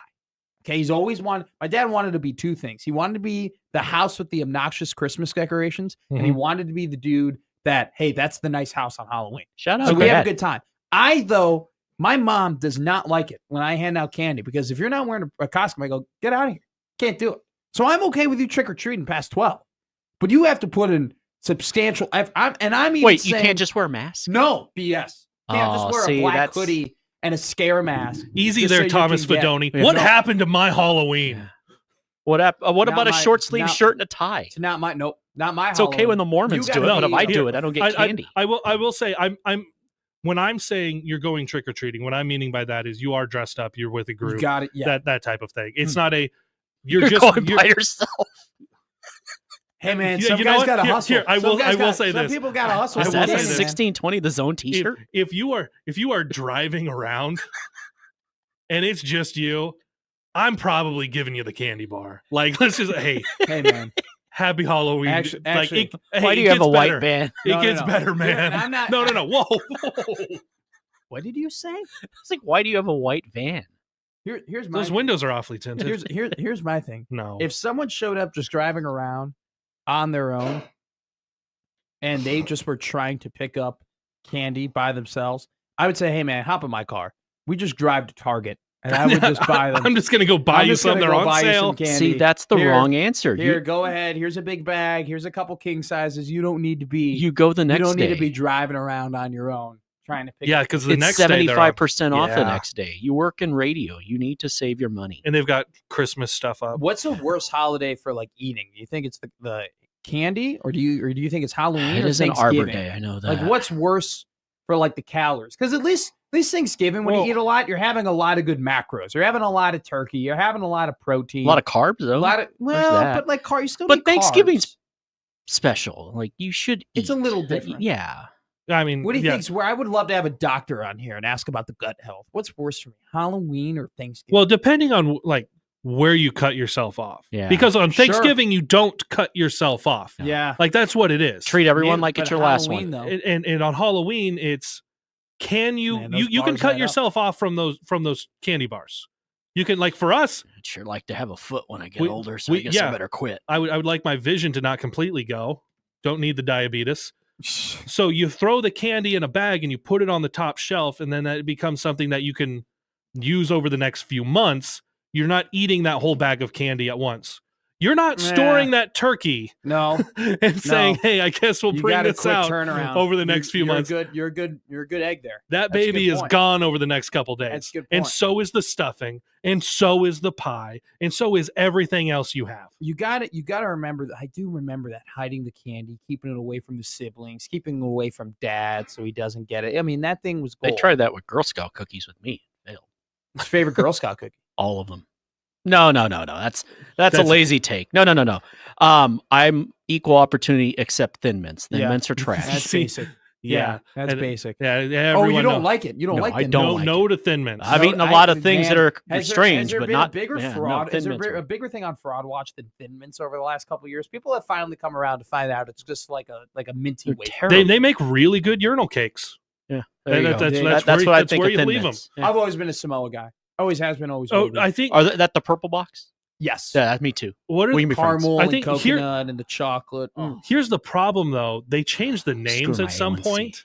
Yes. So I think now they're called It's like like peanut butter caramel. patties, but they were called tagalongs. Yes. Yes. So Didn't they discontinue those if I for a say little peanut bit? butter patties, you guys are like, I don't know, it's got peanut butter. Sure. If I say tagalongs, something happens chemically in your brain. You think that it's says those you things have that to are eat on a your neck box. that you need to get lasered off. I need this looked at. But it's the I had two younger sisters, Matt. I had two younger sisters. Have like Yeah. it's not past tense. Yeah, I They're was about still to say. around. But growing up, they were in Girl Scouts, so we had all the boxes of Girl Scout cookies in our home. You ever look? I would steal those things. I would steal the candy. I No, would my steal mom everything. would set a I'd try couple and get those aside sweet and treats. say, I bought these tag-along ones for you, and I would take them to my room, and they would be gone by the end of the night. Do you know what the sweetest treat of them all is in college football right now? What's the sweetest treat in college football? Watching Texas lose? That That's a or pretty a good one. or a Dilly bar. I'll tell you this right now. Watching James Franklin lose is becoming a pretty sweet treat because it just gets better every single time it It's like happens. a Buster bar. It's like one of those Yeah. pieces of candy where it's like, oh, it's pretty good. And it's like an Almond Joy. You know, the first ever Almond Joy you have, you're like, this sucks. You know, I'm not I like happy about Almond it. Joy, But but then I you like keep coconut. having the Almond Joys. You're like, I Almonds can are get good for along you. with this. The more James Franklin loses, it's kind of like, wow, this is getting a little like, it gets more exciting every single time it happens. It's just like they find different ways to blow it. You know? Well, I mean, as Nebraska football fans, or like at least following it, covering it, there's a lot of different ways they've figured out Oh to my lose over the God. last decade plus. It's you know? no, a lot Watch of that's a this. good point. And those games weren't even high leverage, top 5 opponent with a chance to win the division, with a chance to advance in the college football playoff. Well, Penn State was trying to get over the hump. Nebraska's been trying to get out of the slump. So we're saying, where is Penn State right now in terms of Nebraska history? Are they the 80s? Are they 80s Nebraska? Probably Just can't get get win the big that one. But solid, always good. Like, yeah, They have dudes. very good, Oh, very good, always in it. And they have I mean, Likeable this year they made a football run. Look, team. this year they were one of the last 4 teams in college They football. got a fabulous offensive coordinator. I think it means a little bit. I think saying that you were one of the last 4 teams in college football probably means a little bit less now than it used to, just because of how terrible the seeding was this year and how the bracket panned out. And Penn State, got obviously the best path into the Final Four. Yes and no. I will say, in past years, it was you just had to meet whatever the committee wanted for those 4. Yeah, now you have to win. Now you had to win your way there. But they played. I mean, we can all agree that playing SMU and Boise State is not the same as having to play Tennessee and Oregon. No, I mean, it's not even close. but you still had to win those games. Yeah. where it's winner go home. And I know there are some people that have said that the college football playoff, the way it is now, has devalued the regular season. I think it makes the regular season so much more exciting. No. Well, I think it's devalued the regular season in terms of the prestige of having a good regular season. Did we want Notre Dame eliminated in September? No. And by the way, they would have. I mean, they were the 5th seed. They probably would have ended up being one of the 4 teams in the playoff if that were to happen. They probably would have ended up winning the CFP because Georgia would have been number 1, and then you have to think that Oregon would have been number 2, and then maybe Georgia or Texas would have snuck in at number 4 or 3. Regardless of it, it has nothing to do with that and everything to do with the fact that, like, I did like the days where, you know, a loss was like, oh my God, like a gut, like I feel losses mean less now, and that's not great. But I do agree with the fact that everybody being in until the very end and everything mattering and so many teams vying for positions in college football means a lot. I mean, it's exciting. It's good now. It's good now. But you didn't answer my question correctly. The sweetest treat in all college football is to make the college football playoff. One team that is desperately trying to grab the baggie off the top shelf is in this state. It's Nebraska football. They've done a lot in the transfer portal over these last couple of weeks. And man, I mean, we'll talk about it coming up next year on Gary and Matt, but there are some transfers that maybe are a little bit under the radar that could help propel Nebraska football to get that sweet treat, to get that Butterfinger at the top shelf, get the Snicker. Favorite candy bar right now? Is it Reese's? Jimmy? Can't ever go wrong with a Reese's. I like a Milky Way. I mean, you can't go more wrong hot with any dog, of these. more burgers. It's my favorite more galaxy candy, to live in. More talk, more CFP, more Huskers, more Mavericks, more Creighton. Coming up next year on 1620 The Zone. You're listening to Gary and Matt.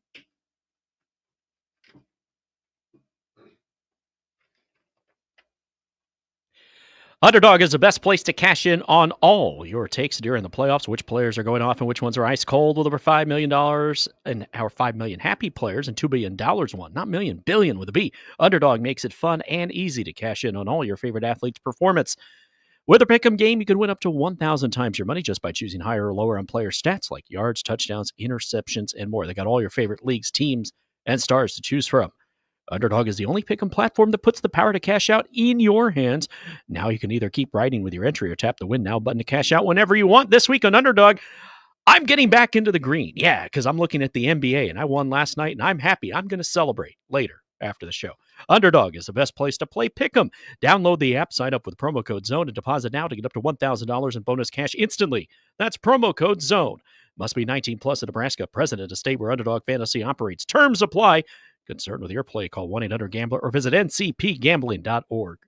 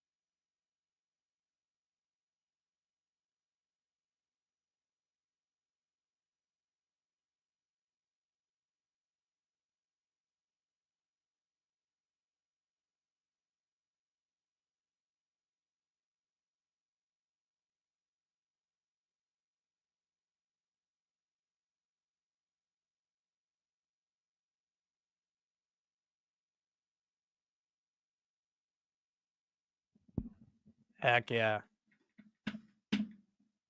So, do you know I'm banned from singing on this station now?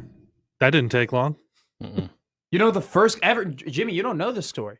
Probably The not. first ever appearance I made on KLIN, and I you don't might know have forgotten this, was No. It was on a request line Friday. was request line Friday, which is when they play all the songs. Like you just request a song on talk radio, and then they play your song. Right? It's Well, and it's not even the whole. It's like 60 to 90 seconds. It was like a It's the way that we, set. Consume music now.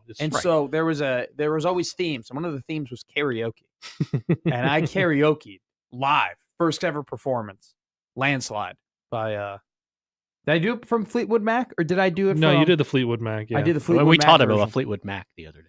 Well, I thought it was Covered Sydney their entire. Lauper. Yeah. I got Sydney Lauper and Fleetwood Mac confused. They call it Sydney And Looper. a lot yeah. of people were disappointed. Not in me. Cindy Hey, Lauper. I was wrong. It's okay. Oh, She you're has- going to admit that. I admit it plenty. Andrew Duncan tweeted at me. He goes, "Best hot dog is chili, no beans, shredded cheese, and onions." I mean, that's a chili dog. That's not. It's still a that's hot not dog. I would eat it. Chili dog's a hot I dog. would put some mustard Is over there top not- of it. Is there not a hot dog in a bun? It doesn't matter about the toppings. The toppings is chili. Is there not a hot dog involved? Okay, so if I chop up hot dogs and put it in the mac and cheese, We're we're talking about the same thing. No, but it's a hot dog in a bun. The topping, as opposed to it just being mustard, is it being chili? It's a different thing. No, it isn't. When you add the chili, it's a chili dog at when that you point. have a sausage that you rather not know where it's made, and it's in between a piece of bread that's hinged at the bottom. Okay. That's a hot dog, no matter what you put on it. Okay.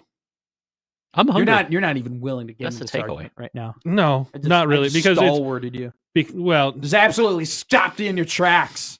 Just Hulk Hogan WrestleMania 3 body slammed you in front of 70-something thousand people at the Silverdome. I like chili dogs. I've I seen love the silver That's dog. that's where it is.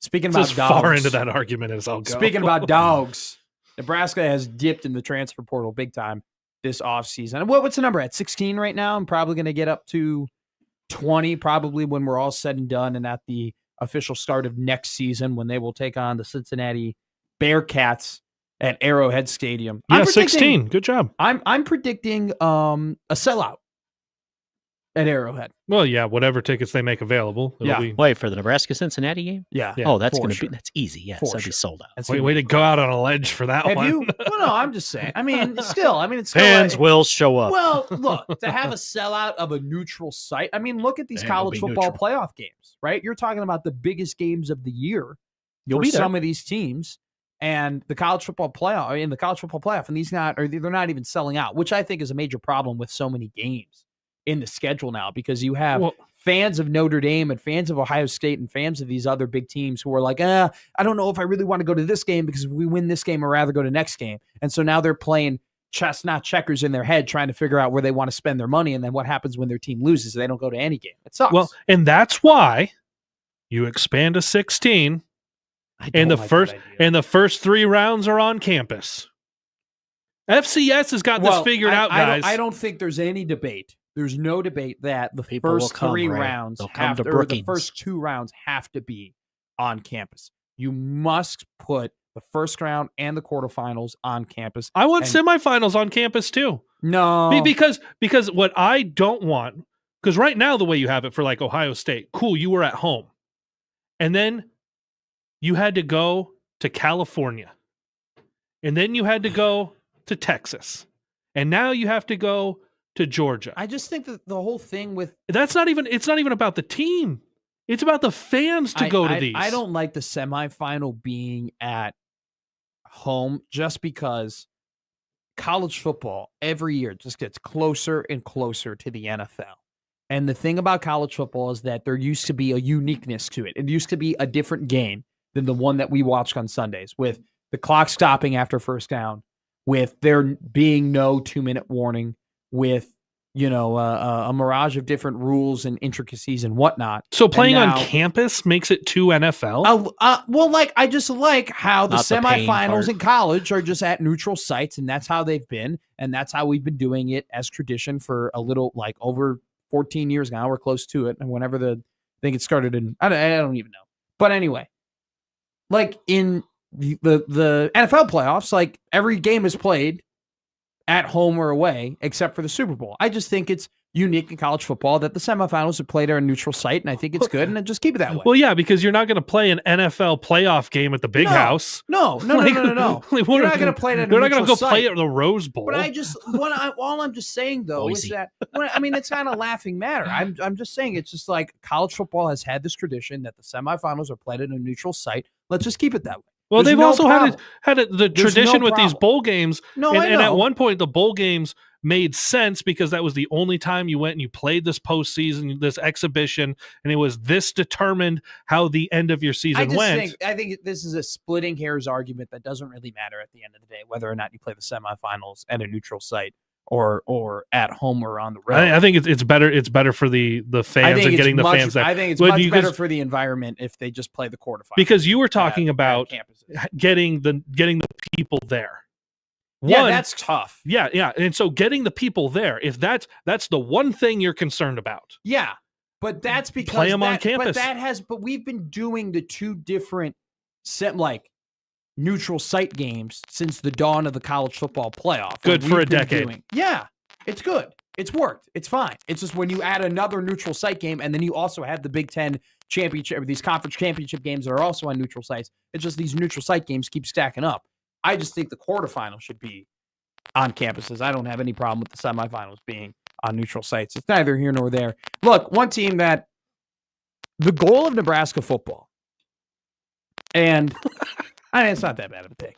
I like the semifinals being in neutral. I love that for Brady. All-time bad take from Matt. I've had worse takes. I've had worse takes. Yeah, add it to the list, right? Yeah, I like the semifinals. Now you work here. Here we go. We got like the bad takes. He's getting his bad food takes going. He's gonna be great. I like the semifinals being in. He fits in. What it is. He fits in. What I was saying was that the goal for Nebraska football and the goal for just any elite team in powerful conferences that take football so seriously. Not every powerful conference school takes football seriously. The ones that expend resources, spend a lot of money, and do whatever they can to get the absolute best talent, the best team. The goal every year should be to make the college football playoff. Nebraska is not excluding that. They are a football program that takes football very, very seriously, that has money, that has resources to spend to recruit best talent on possible can. Get the best way possible can. And you're getting to the point that in the next 3 years, Matt Rule needs to make college football playoff. Because that's a sign of progress. That's a sign of, hey, these things are going in the right direction. That's a sign of, and some would say in the next 3 years, maybe they would Cincinnati and the Indiana Hoosiers have been up in the process of the expectation of when you're supposed to make the college football playoff. If you made the argument to me that, hey, they got to make next year after what Sig did with JMU transfers and whatnot, that they have to do it now. I mean, you can make a really strong argument about it. But when Nebraska football is new and the transfer portal is exactly that, they are making moves right now that are going to put the best possible position to win the immediate. And it's a little bit of a change in pace from what this program was when Matt came here. Because when Matt came here, it was all getting the calendar, developing them, setting their culture, setting their standard, making them understand. This is how we do Nebraska. This is how we have that program that's successful. 2 years have gone by. They just had their first winning season. They're 12-13 this middle Maryland. And I think that the heat has turned on, especially after the UCLA game and having their winning Saturday. They've gone out on that portal and they've made the rest of it, and it's a change of pace, but it's a change of pace they need. Well, Matt Rule had to do this. He's talked about when he was brought in, the conversations that he had with Trevor about being a program builder. And the things that you do to build that program where you get a bunch of young talent, usually transfer portal here and there. Because this isn't just over the last 5 years where that used transfers. Think about grad transfers. You would use guys here and there to fix some holes if you could. But it was about getting young guys and developing them over 3, 4, 5 years. That's still going to be a part of this program. But Matt Rule and everyone around the program has had to identify where is college football going. And I know the argument with like what's the city in Indiana is one. I don't know that there's long-term success in Indiana because of the way this one year went. Sure. It Success that a lot of teams have not even come close to. Yeah, in the last couple of years. well, and if there's not a 12-team playoff, are we talking about whether that success necessarily was long-term? Because then they're not in that playoff. So like there's still that there, and I think this playoff being expanded benefited Indiana, and I think it benefits Nebraska too, because Nebraska, if you're looking at you want to get to the playoff, well, getting in the top four was going to be tough. Yeah, Like out of the Big Ten, getting in the top four was going to be tough from where the program is right now. Mm-hmm. Getting to 12, that's kind of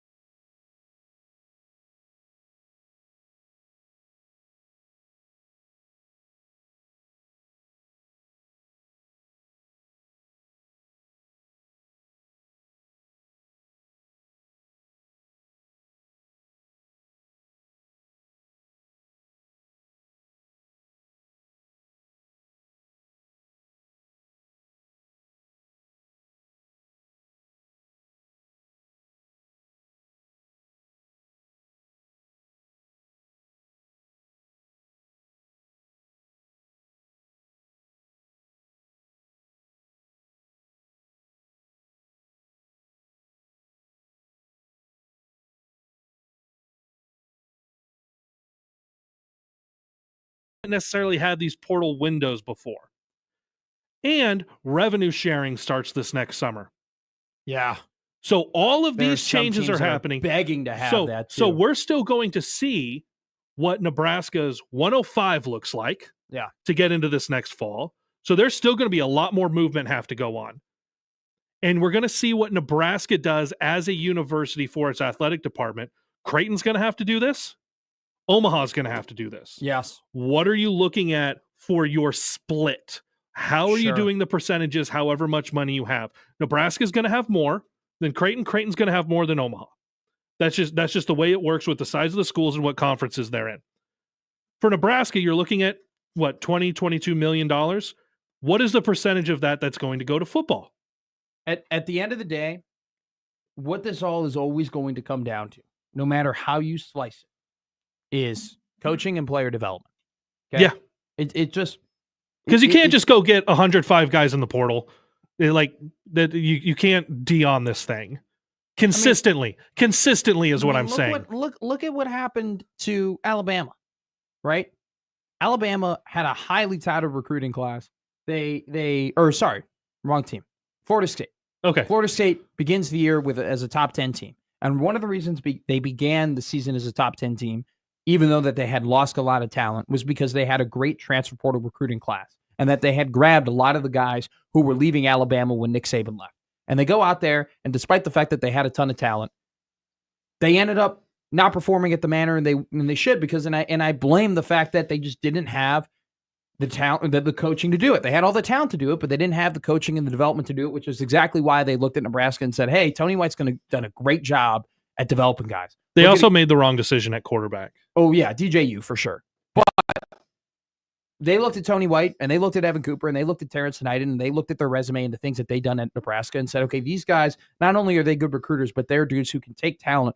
That the biggest accomplishment that Tony White ever had was that defense was good, but he made that defense good with people who were already there the year before on a bad defense. Mm-hmm. And he was able to develop dudes into impact players that had one of the best defenses, not only just in the Big Ten, but in the country. I do want to say this about the transfer portal class, something I took away yesterday. I don't know if for our listeners out there who tuned in toward the end of the show when we had South Dakota State, newly appointed South Dakota State head coach Dan Jackson on the show. But Jackson was formerly, before he became the SDSU head coach, was at Idaho. Mm-hmm. He coached Andrew Marshall, okay?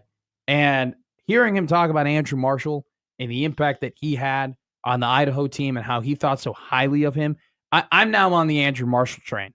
Okay. Did a little bit more research on him. Like D-Jack said yesterday, cornerback, all Big Sky DB. He was the only defensive back to make an all Big Sky conference team that wasn't a safety.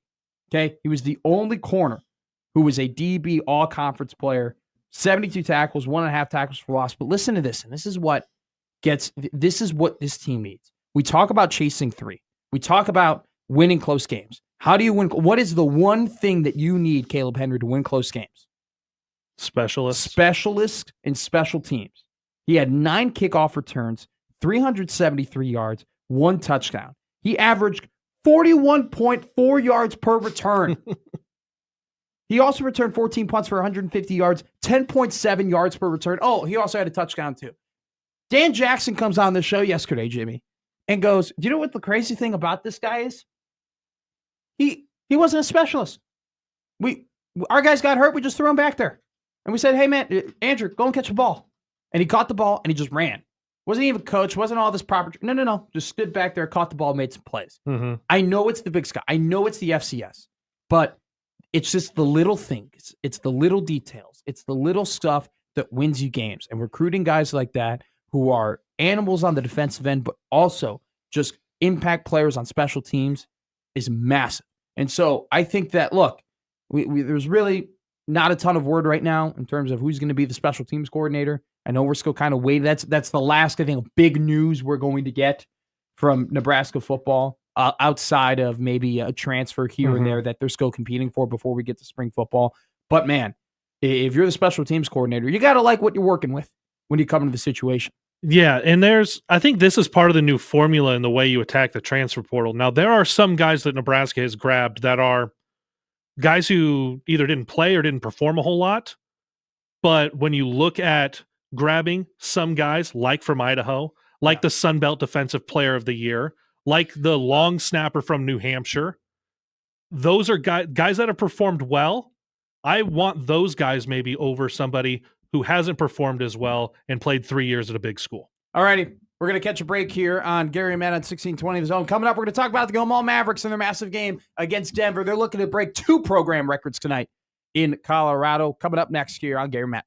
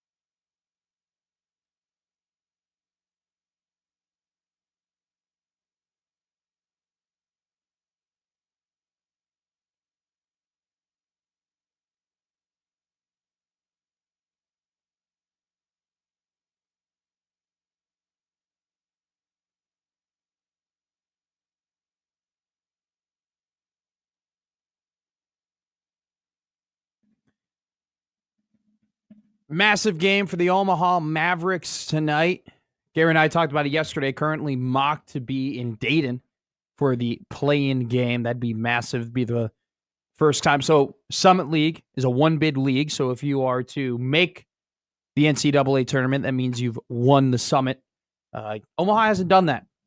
Today they have an opportunity to break not one, but two conference records. If they win tonight against Denver on the road, it'll be their fifth consecutive Summit League win to open up the Summit League season. They'll be 5-0 to begin the year. They've tied their record of starting 4-0. And if they win tonight too, it'll be 7 wins in a row. That'll also break a program record. The call will be on 1290 Coil. 8 o'clock is tip-off. Our very own Gary Sharp will be on that call, as always, a Truce Pros Pro. Tune in, man. Omaha, what a magical story they're creating right now. But I do want to say this.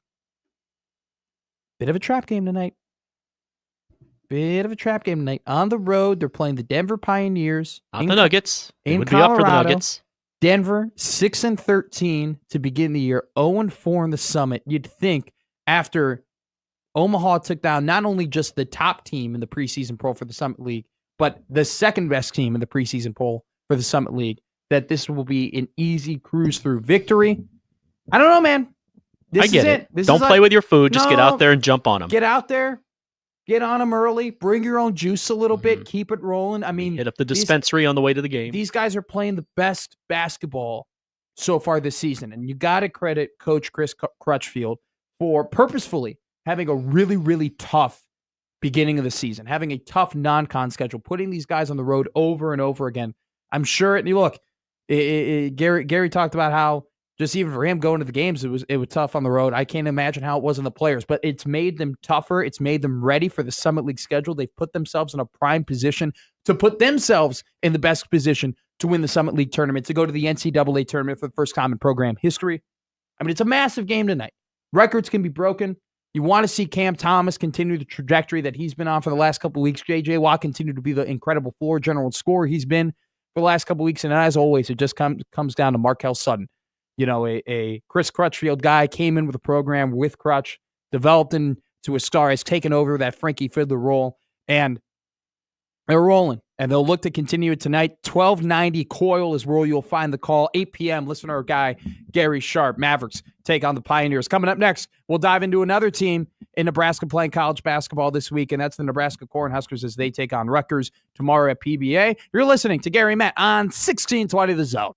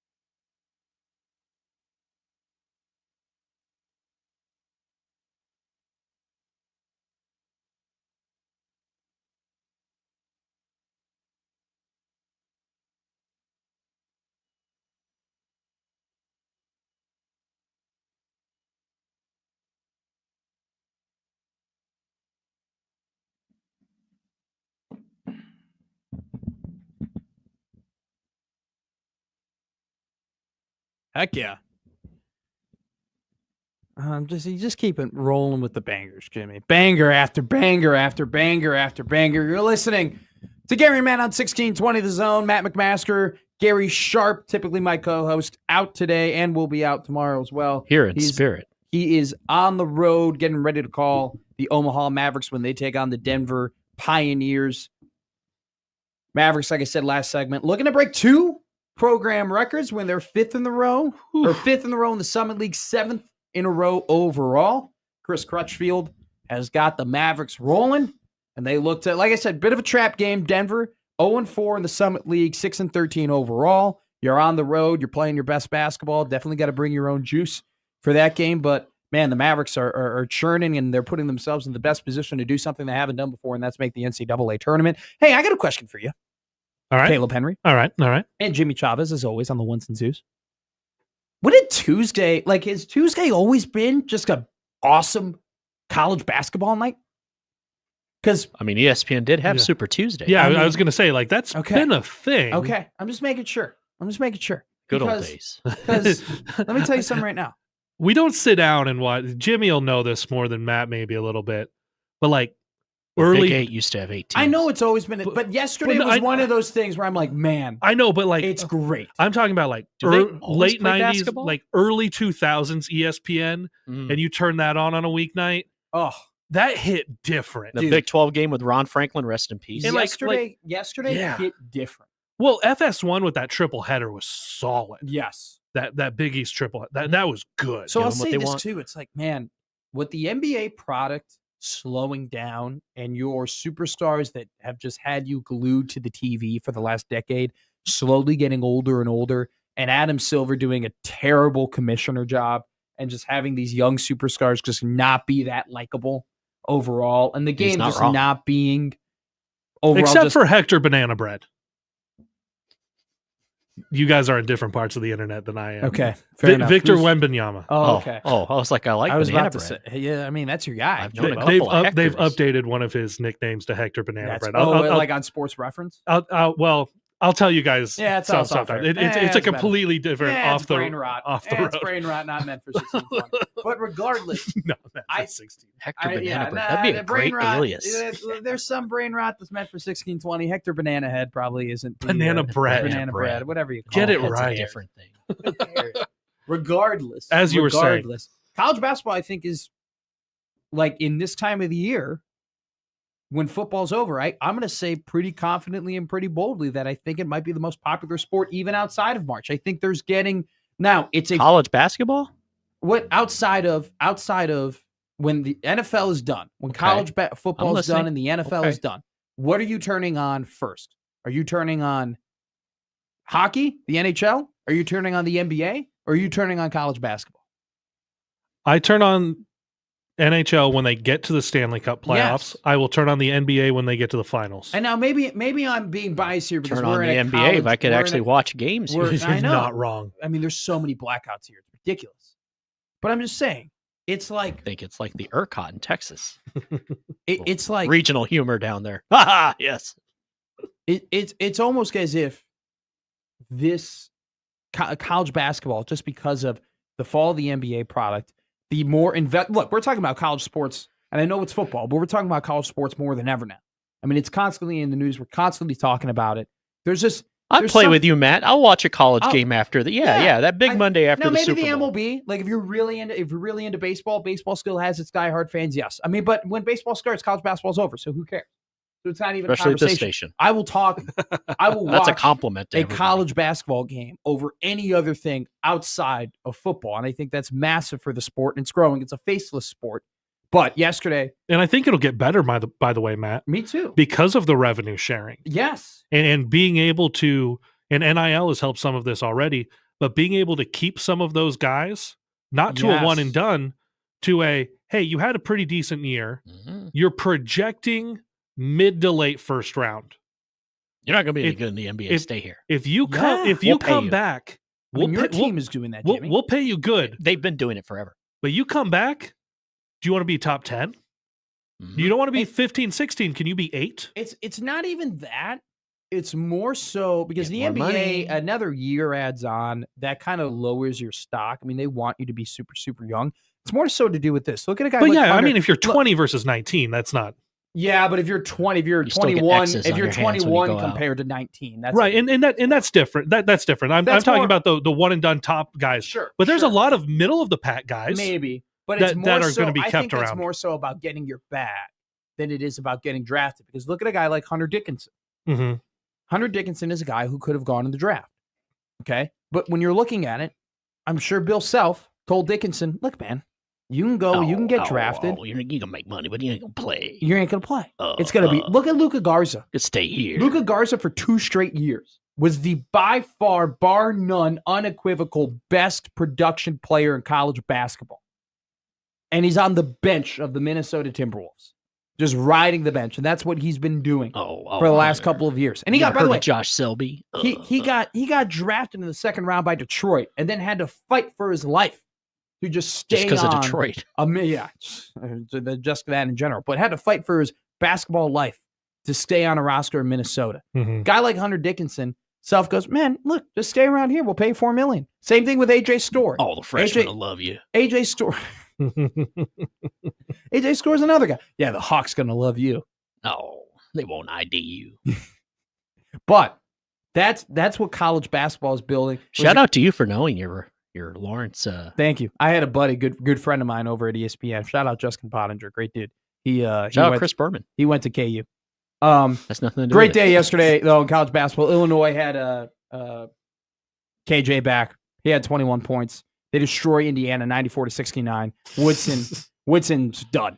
That's over. They were chanting "Fire Woodson" At the first half. It was so bad. It is brutal. It was so what's bad. going over there. Dusty May, maybe?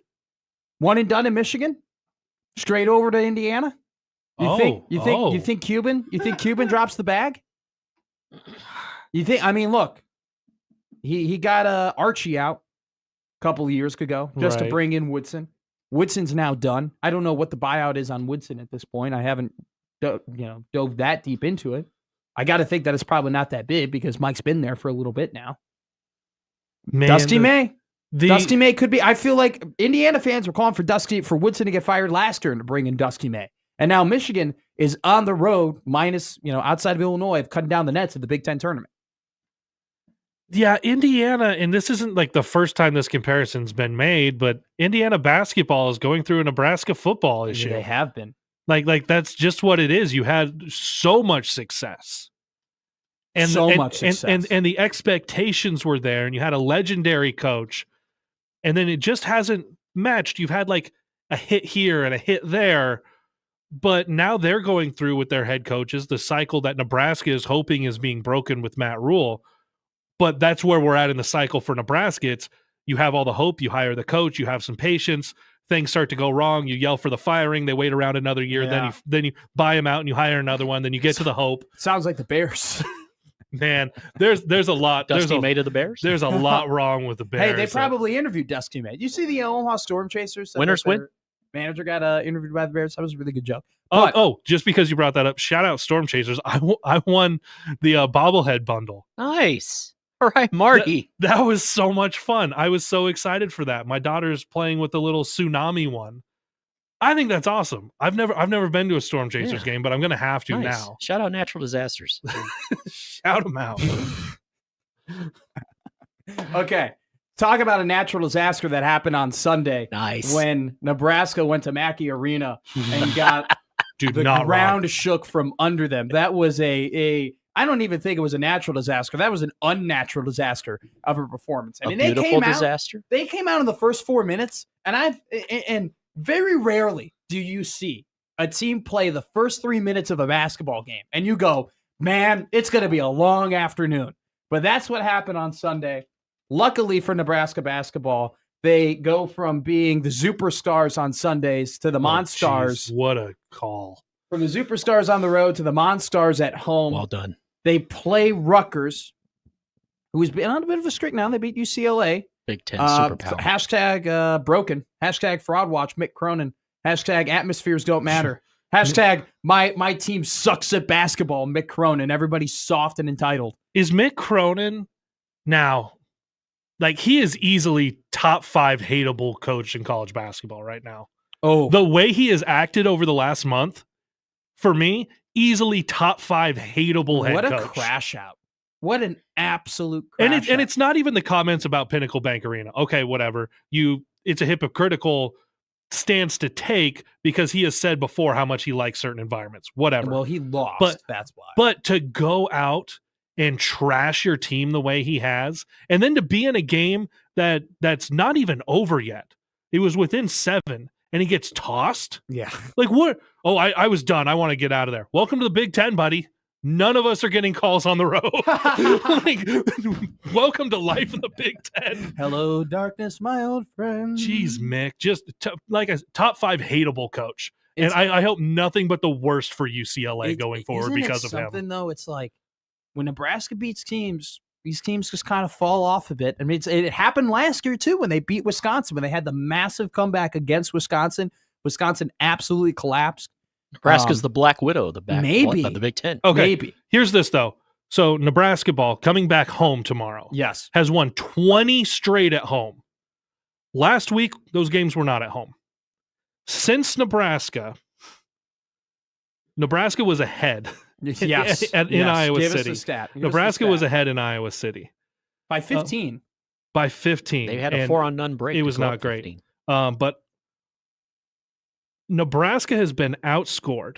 So over the last 60 minutes of basketball. So this is from that 15-minute mark left in the game, 5 minutes of overtime, then the entire game in West Lafayette.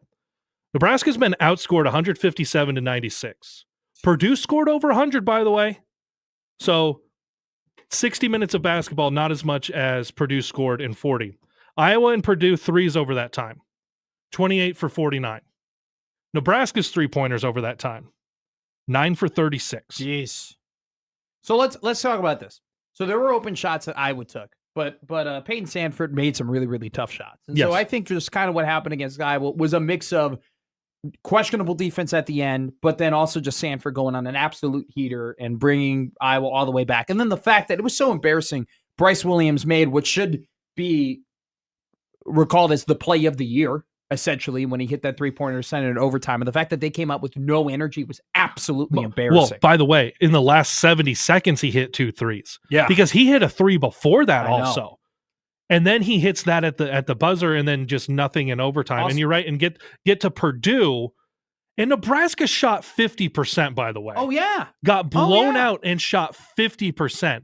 Nebraska on the year is shooting like 30-something%. It's not good from the field. And still shot poorly from 3.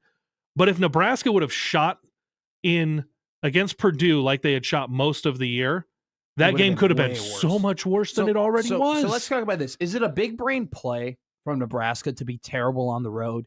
Because every time they go at home, it becomes a massive, massive game that they must win. So PBA has to bring the juice, because that's what we're facing. It's like every week is every time they play at PBA now because they can't win on the road. It's like, well, if you don't win this PBA game, what are you going to do? Because I mean, and look, PBA is going to bring the juice regardless of, you know, what they did before and who they're playing. Because ladies' night tomorrow, by the way. Yeah, we'll get to that probably at a different segment. But tomorrow, I'm not going to call a game must win in mid-January.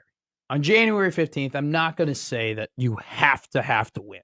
But let's just look at the road ahead. You play 13-4 Maryland on the road after Rutgers. Then you play a USC team after that at home, but a USC team that's been playing really good basketball. They went into Illinois and won. And they beat them, and they won their game yesterday. Let me pull up the score here. They beat Iowa 99-89. Mm-hmm. Okay, they played a really good game against Iowa at home, you know, so not the same as beating them at Hawkeye Carver Arena, but regardless, a USC team that a lot of people counted out that has some momentum. Then you go on the road to play number 24 Wisconsin. Then you're at home against Illinois, who over this last couple weeks, sans the USC loss where their best player wasn't playing, has looked like world beaters. And then you go on the road again to play number 13 Oregon. Okay? That is one tough stretch. A good Maryland team on the road, a hot USC team at home, a good Wisconsin team on the road, a great Illinois team at home, and then you have to go on the road and you got to play number 13 Oregon in the Western time zone. Yeah. That is not easy. And so So drop this game tomorrow against Rutgers would not be season-ending, but it would be catastrophic. Well, it would be terrible for momentum. It would be terrible for outlook. And the span of 3 games, you go from, man, this is a good team who's a shoo-in to make the tournament to, man, I don't know if they can do it. You don't have to call it a must-win because I will. Okay, fine. Because the way it lays out is Nebraska has to win the games at home. And then you hope that you can get one on the road. Yeah. And that's the way that's how Nebraska did it last year. I think they actually got 2 on the road last year. But the way it lays out for this team, you have to win 100% of the games at home. It's so tough. Like, it's so tough to do. But I mean, it's so and Nebraska has found a way to do it at home. But Nebraska will have opportunities on the road. It's just there are some extremely tough ones at home. And if you do win all of them at home, like, there are some good teams that you mentioned that will be playing in Lincoln. Like, Illinois will be playing in Lincoln. Yeah. If you're Nebraska and you win that game, it's not even, massive. you had the home court advantage at home. Well, guess what? Nebraska did that to number 1 Purdue last year, to top 5 Wisconsin last year. Like, those are the types of wins. Yes, it was about being at home, but you still had to beat those really good teams when you were there. Yeah. And they did that. They beat Wisconsin. And they so, beat Purdue. And so that's why every home game is a must win. Every road game is an opportunity. Yeah. Because if you win on the road in the Big Ten, it's great. Now you can go and you can try to get over 500. But you got to win every game at home for a team like Nebraska. For a team like Illinois, like where they're at, you lost at home, but they're still going to look at getting 13, 14, 15 wins in the Big Ten. Because they're going to win some on the road. Great comment from Eric Bolin. Here's a question for you. What has happened faster? Nebraska basketball going from, oh, this team is dangerous to, oh, my God, they may not make it? Or Mick Cronin going from respected to the most hated coach in the Big Ten? Mick Cronin. Yeah? Honestly. You think that's turned around quicker? Because for Nebraska, it's, crap. Yeah. Some of that is kind of week to week. Like, think about the Michigan State game. Yeah. And then you're like, oh, everything is fine because they beat the crap out of Indiana like everyone else is doing right now. And you feel good that Nebraska is pummeling Indiana after Indiana's football team pummeled Nebraska's football team. So it's kind of it's kind of like a little here, a little there. A little give and take if you want. But like, I scratch your back, you scratch mine. And then went out and dominated in Hawaii. And so I thought that was going to be a big turnaround for that team too, where they're going to take a massive momentum into. So you've bounced back with that, and it's kind of, if a game's on the road, you kind of feel like things are going to go poorly. If it's at home and you win, okay, we're kind of back, and you go back and forth with it. Mick Cronin, man, that dude came into this year with some expectations, grabbed a couple losses, didn't do great at the podium, and like hasn't done great in game, well, in game, like off game, anything. Nothing has gone well for him and his team, which, by the way, was ranked 16th a mere week ago. Mick Cronin's burning the eggs. He's not even making a good breakfast for anybody. Pumping eggs, but passing back eggs. Easily between those two, it's Mick Cronin. So, do you want a Matt stat presented by nobody? Please, like your mind sponsor this here. So, there is Alpha Bryce. We've talked about it pretty extensively at this point, that if Nebraska basketball is going to be what they need to be, that they need Bryce to be the guy to reach that ceiling, to be a dude where, hey, it's at the end of the game and you're like, you know what, man, here's the ball, win it. And he's done that. He's done that a couple times this year, like, no doubt about it. Now against Purdue, he did not look like that at all, but against Iowa, he definitely took that role over. But I don't think the key to this team is Bryce Williams, because the key to this team was Bryce Williams. With Bryce Williams, you were unsure if he could really be the alpha. Now we're through however many games, 16 games at this point of the season. You know that Bryce is an alpha. You know that Bryce can take over games. You know that Bryce can lead you to wins. The key to this team now is Juwan Gary, and whether or not he can be that number 2, whether or not he can be that second fiddle. I think coming into the season, people were hoping Connor Essegian could have been that. But not only his lack of shot making, but his lack of shot creation at this point is definitely limiting him and the team and the spacing of the team and overall limiting the offense. And so he had 17 in the second half at Purdue. No, I know, but the game was over. It was done. And it's good for him. It's good for him to get that momentum and see a couple go through. Same thing with 6 for 6 inside the arc. So Juwan Gary in losses is averaging 8.7 points per game, a 29% field goal percentage, and is shooting 6% from three. Mm-hmm. In all losses this year, he is 1 of 15 from three-point land. In wins, he is averaging 14 points per game, 46% field goal percentage, and a 40% three-point field goal percentage. When they are winning, he is scoring, and he's scoring efficiently, and he's spreading the floor. When they are losing, he is not. This guy, I mean, it's almost as if how high he goes, how well he plays is how well Nebraska basketball plays. And that is, I think, the key to this team at this point. Bryce is your guy.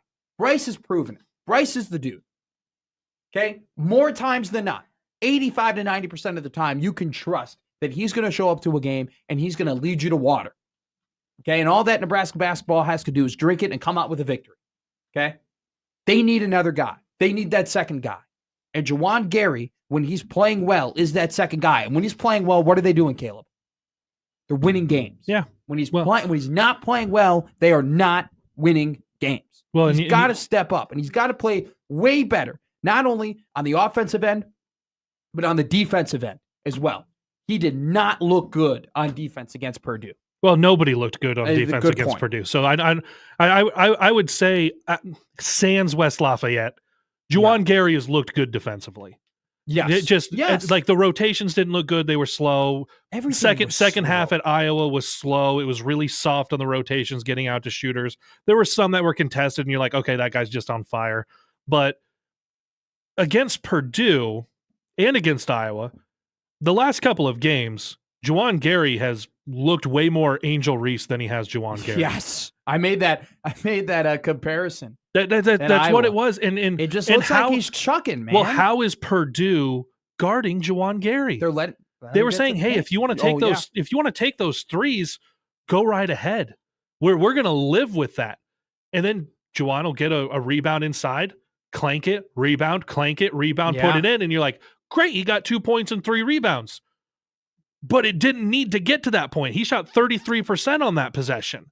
And then over the course of a game, he does that, and you don't come out with points. And the other part of it is, you talk about the efficiency. Juwan Gary at times, because he has ended up with so many shots, you would love for some of those to be a Bryce Williams shot instead. Sure. And when you get into the mentality, the alpha dog, the I'm going to go take over this game right now, Bryce Williams brought none of that to the Purdue game. He had a lot of it in Iowa, but there was the stretch from about 15 minutes until about 5 minutes to go in the game at Iowa City that he just kind of didn't do that. When Bryce Williams takes over and says, I'm going to go do this, it works really, really well, whether or not people are playing well around him, because Juwan Gary wasn't playing well around him in Iowa. But when Juwan Gary is not playing bad, but playing this bad, there's no shot. It's detrimental to what the team is doing. And I've talked with other shows about, okay, can you get Connor Sejan going early, especially if he hits some stuff inside and feels good? Can you just get him going, period? Yeah. Can you get him going at all? But does that mean he needs to sub in sooner? Okay, who do you take out? And I had been saying, well, you can't take Juwan Gary out. You can't take him off the floor. And now I'm saying, man, maybe he gives you 2 minutes and you sub in a little bit quicker, maybe into a rotation. I don't know, but right now something is not working offensively in a way that is hurting whatever defensive production he's giving you. So you made a great point. You made 2 great points there. The first one is I think I made 4 or 5, but don't give yourself too much credit. You say, well, he's taking shots that you would want Bryce Williams to take. I would say probably everybody is taking shots that you want Bryce Williams to take. I don't want anyone else taking shots. How do we make this 100%? Because it's almost as if he's the only guy on offense where you really, really care about it. And now sometimes an Andrew Morgan drop step looks good. Yes. Now, so I'll get to that point in a second. But here's a public service announcement. If you're wide open from 3 in college basketball, think wide open, you shoot it. There's a reason.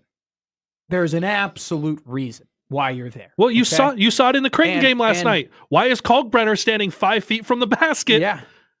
because you are going to live with that dude shooting a three. But he's been hitting them. I mean, he hit him yesterday, and he hit like 3 against Butler the game before. Like Kalkbrenner, like recently. Recently. No, not saying Kalkbrenner shooting it. Sure. I'm saying Kalkbrenner on defense. Oh, sure. Okay, good point. Creighton is saying let that dude guy shoot. And so, like, teams are getting into the huddle, and they're like, hey, Berke Butengel is a 33% three-point shooter. Jawan Gary is a 30% career, not just this season, by the way. Jawan Gary's a career 30% three-point shooter.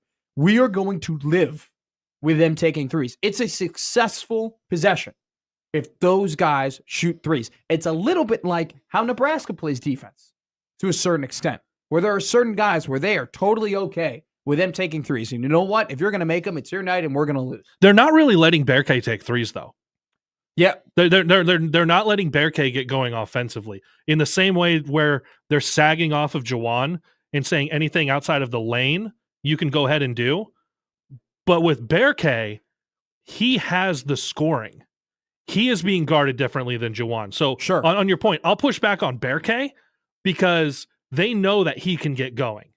And he has shown that he can get going. And it was nice to get the win over UCLA because he had been there before. Yeah. But Berke, in the same way that we've talked about with Creighton and some of the role players, there's going to be a Berke 30-point game. Yeah. At some point in here. I mean, it's one of those things where I think the last couple of weeks you've missed rink masks desperately. Because he brought you something offensively that you've been searching for. You know, you've had Bryce, you've mostly had Jawan, and you've said who's going to be that third, and then Jawan's not there, and you would expect that third to step up, and if healthy, you would have had Rink this year, and you don't have him, so there's not a third to step up. No. It's just who's available. It's Bryce and nobody.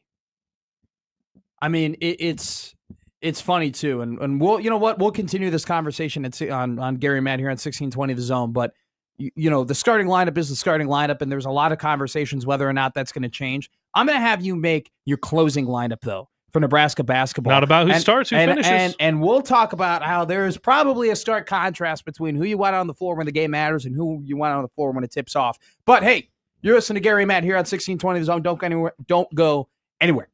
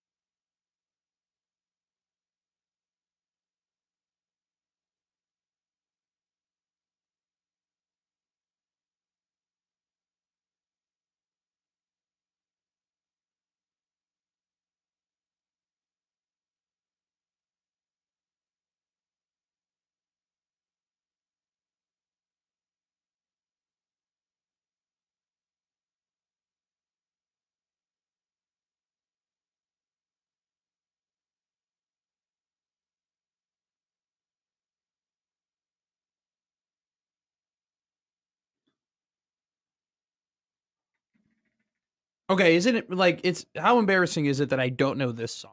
This one's okay. You Okay. should get a pass. All right. If you knew this, I actually would have been impressed, but yet not surprised, being the old soul that I you am are. a little bit of you and I have talked about that before, Caleb, how I am secretly, at times, a 60-year-old man. He misses the AFL competing against the NFL, the Dumont Network. I miss the ABA. Oh, the Kansas City Monarchs? By the way, tremendous book if you haven't read it. It's called Loose Balls.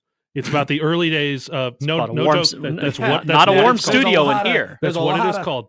It's about the ABA and I thought it was about Wilt Chamberlain and the untold. Well, there is some Wilt in there. That's what you did. And there is very active. It's about oral stories that they went around and did a bunch of interviews. So it's a lot of Wilt Chamberlain. It's a lot of untold stuff stories leading up to the NBA, and there is some psychotic stuff. Oh, sure. When you talk like early days of professional organizations, cocaine, and the drugs, somebody going to their locker because they didn't like a call and grabbing a gun to bring back to the court. Guys, that was the 70s NBA. Finals on tape delay. Their game checks or getting their paychecks, but the bank is in the next town, and knowing that the owner does not have enough money for everyone, cash in. So that it becomes puppy. a race on the highway to get to the bank to cash your checks. I've worked at radio places like that. That sounds like Minnesota. We all have. That sounds like Minnesota Golden Gopher athletics right there. You know? The players and the coordinators got to rush to the bank to make sure that the cash checks. Yeah, 70s loose balls. It's a phenomenal book. You know, two questions I definitely I've condition many of our listeners asked. could have. Where did Ray Lewis's suit go, and where's Wilt Chamberlain's children? Two questions I've always been curious about. I haven't been able to find the answer to either. You continue to pursue those. Yeah, a lot of people. He was quite promiscuous. Questions we continue to pursue the answers of is whether or not Nebraska basketball will be able to turn. Nice. Honestly, how did we 10, go from women to this? Well, there'll be 10,000 women tomorrow at Ladies' Night at Pinnacle Bank Arena wearing and Wilt t-shirt. Chamberlain won't be impregnating him because he's dead. But Fred Hoiberg is a better looking coach than yours, and there's nothing you can do about it. Only if you go to the team shop to purchase it. You don't get that. No way. For showing up. That's how they get you. For showing up, and this is the way, like a lot of theme nights or giveaway things, there is something being given away. It's a Fred Hoiberg car air freshener. Okay. Wait. That smells good. But wait, if T.O. What does a Fred Hoiberg air freshener? I thought I heard Happer talking about that. It's like the black ice. I love black ice. So I think, very Nebraska in the winter. Yeah, you gotta watch out for that black ice. So you're. I was just thinking of the Key and Peele skit. No one's talking about the white snow though. Yeah. Okay. But enough about the 90s Cowboys. Jeez. The 70s NBA. Indeed. Continue. See, Caleb. I'm not even the one driving this off the rails. Now you feel like Gary. Like I feel like Gary right now, and me and Jimmy are just bouncing off and back as each other. Gary just wants to talk about how long it takes to drive across Florida, and here you guys are. No, we're bouncing back and forth. What cologne do you think Fred Hoiberg wears? Probably black ice. Continue. So you get an air freshener. So you get an air freshener. Like the first so many get an air freshener, but if you want the shirt that says our coach is better looking than your coach, and it's got Hoiberg's face on it, you have to go to the team shop to purchase it. Ugh. It's like when I was in college, our coach can eat your coach. Yeah. And there are specialty number 32 sangrias available for purchase. Now we're talking. Now we're in. I will be there, by the way. I will be there too. I feel like I need to be there. I will be there with a group of guys in a suite for ladies. So I got a question for you. Will I try the sangria? Yes. No. Who buys more? Our coach is a better looking coach than yours. Men or women? I think that's a legitimate question because it's a funny T-shirt to have. It's in this day and age, in this era, where no one really, no one really cares. Like if I'm spending money on it, how much is it? It's probably $20, $30. If it's 30, probably. I won't get it. 20, yes. What I'm saying is, if you're talking about purchasing it, there are probably more women that will buy that shirt.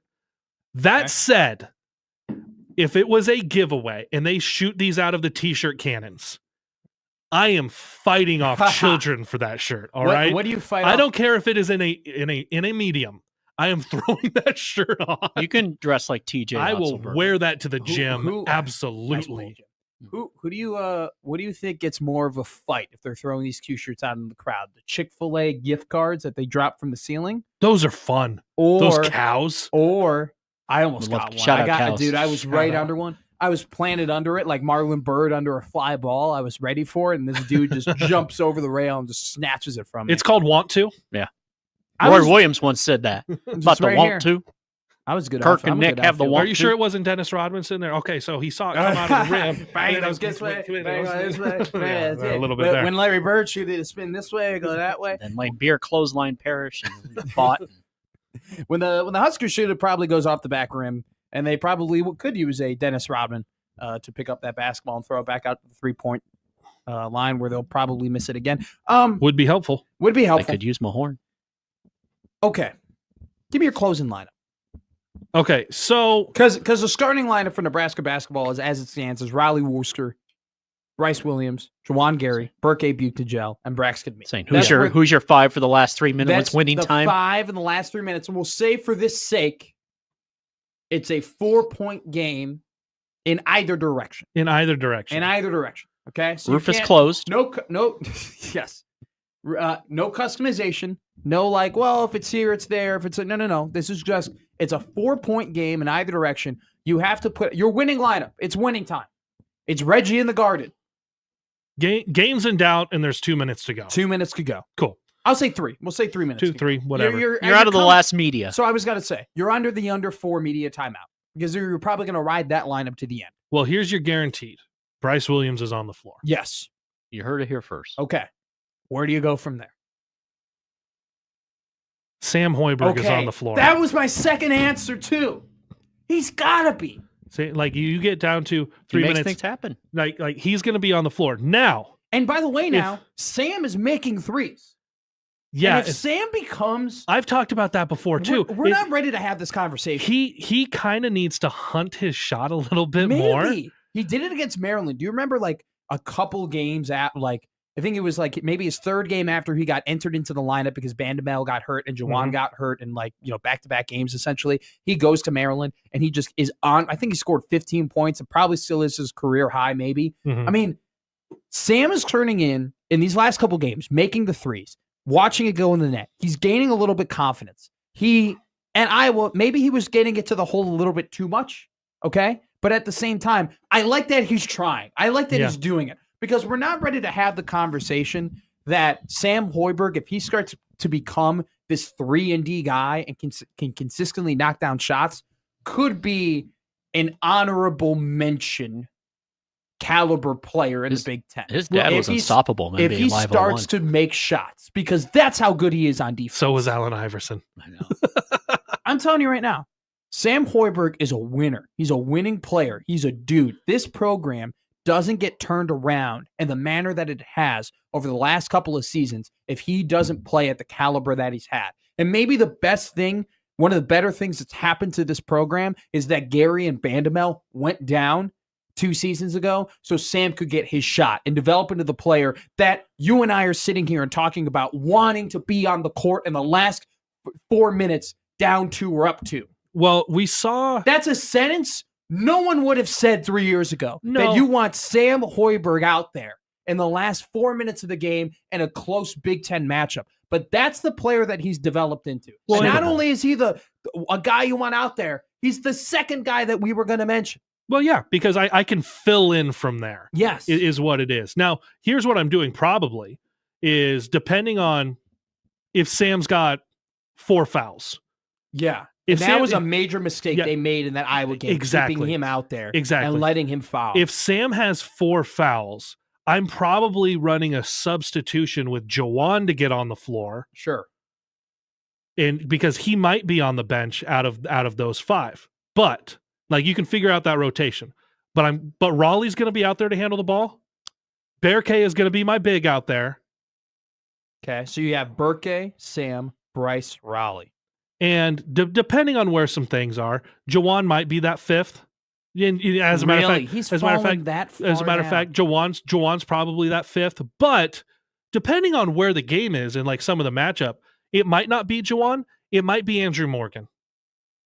It might be Andrew Morgan where I'm running Bear K at the 4 and Morgan at the 5 with the game in doubt on some of the stuff. But then you start to get into situational, the way things play out in the last minute, the last 30 seconds, whatever. But if there's 3 minutes left, game's in doubt, Bryce is number 1 and Sam for me is number 2. Absolutely. Okay. Because of the things Sam can do defensively, I mean, because he can score if left open, because teams are leaving him open.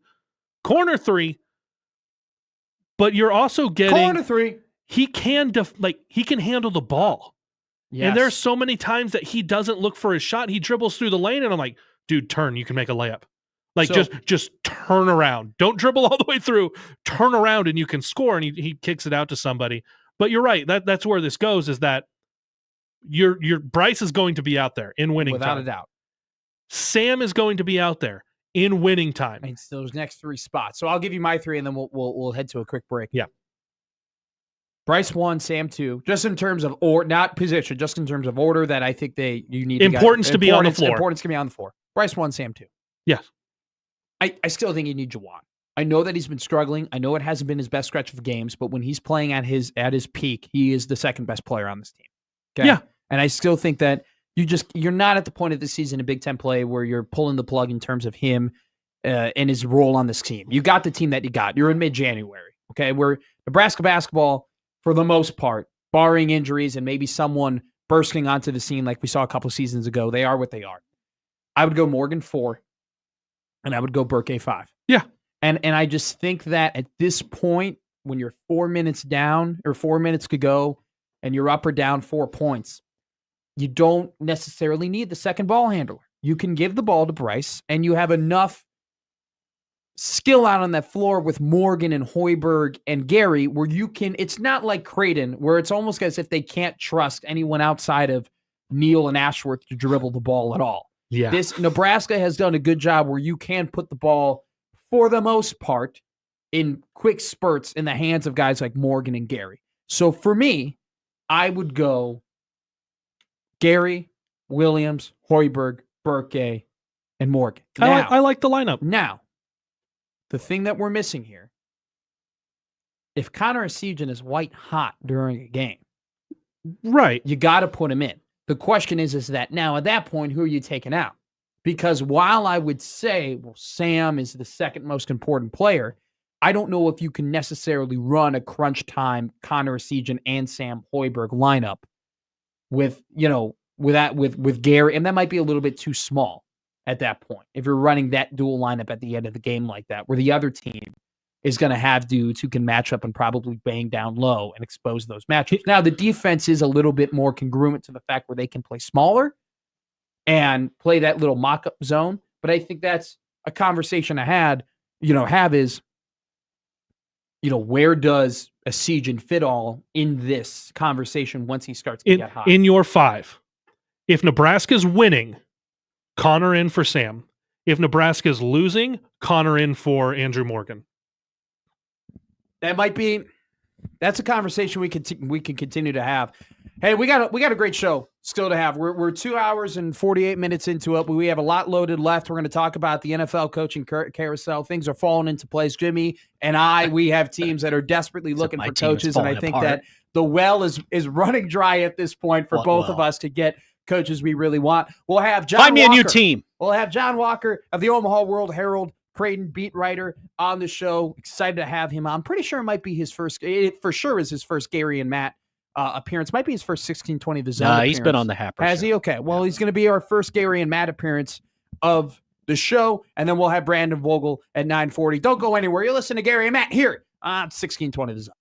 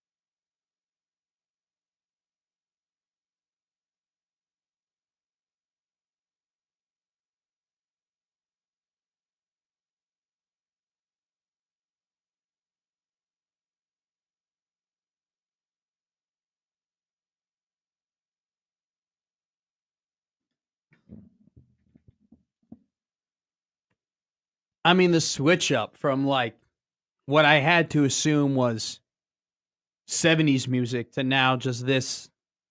This is what was in my car about 20 years ago. Ugh. I was about your age. Was it an Impala? It wasn't an Impala. Shot collar. Swerve around the corner. Whoa, whoa.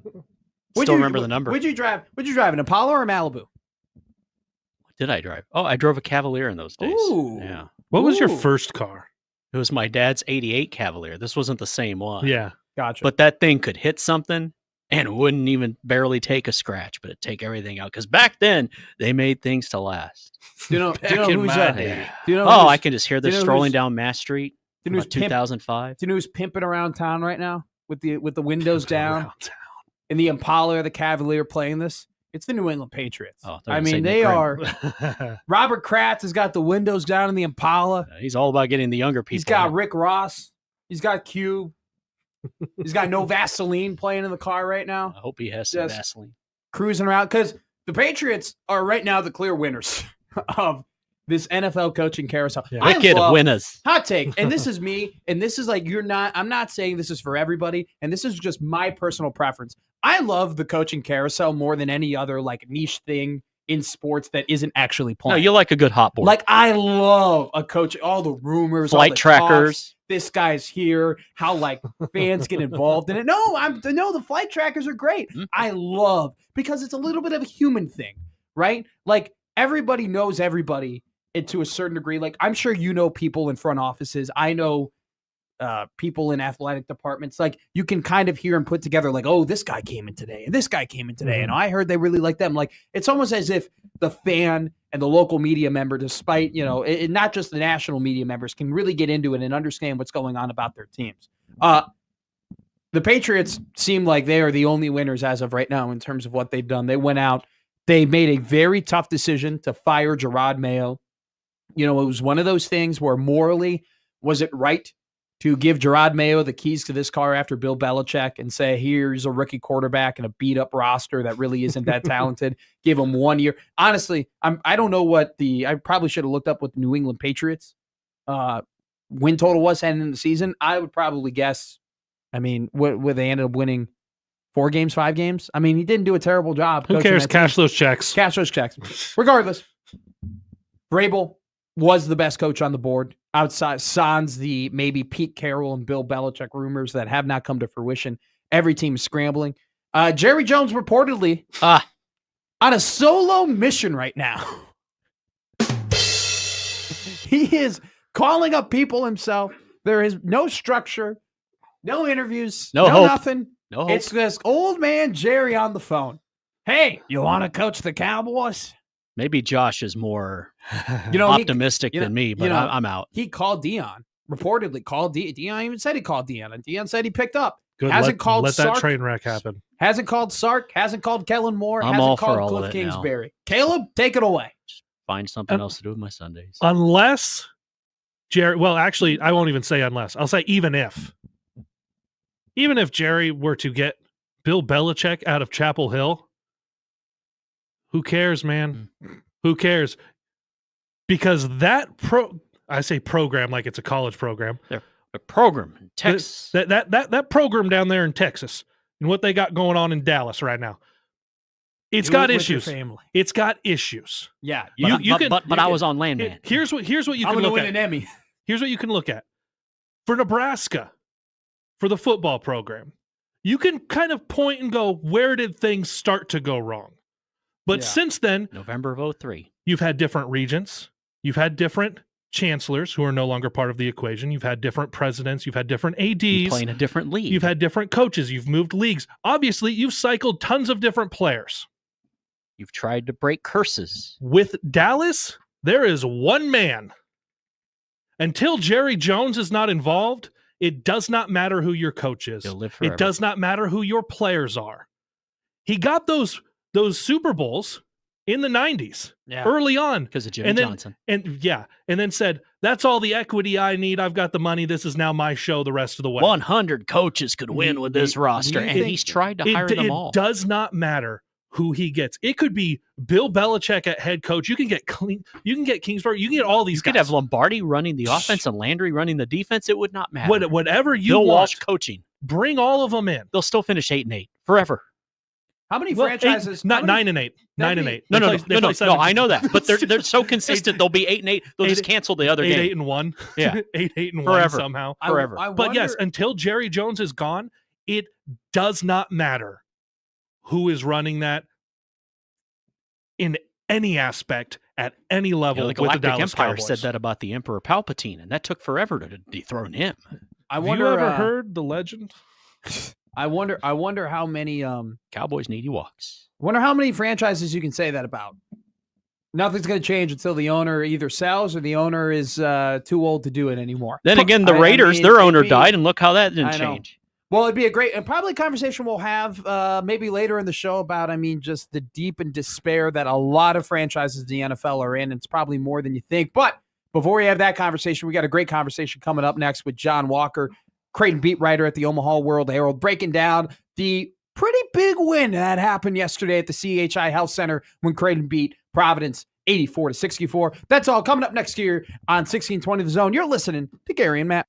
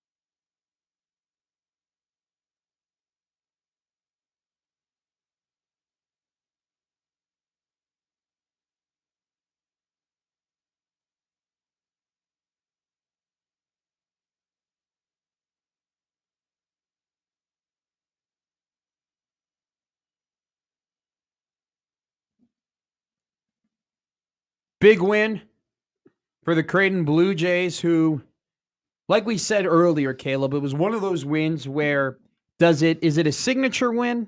No. Does it boost your NCAA tournament resume by beating a team that was in the 80s in terms of net ranking? No. But it keeps you alive, and it's one of those, if they were to have lost, it would have been really tough to have recovered from that. But the Jays were victorious last night, 84-64 against the Providence Friars. One guy who was there, who's making his Matt and Gary debut here on 1620 The Zone, Mr. John Walker, the Omaha World Herald. John, how you doing, my man?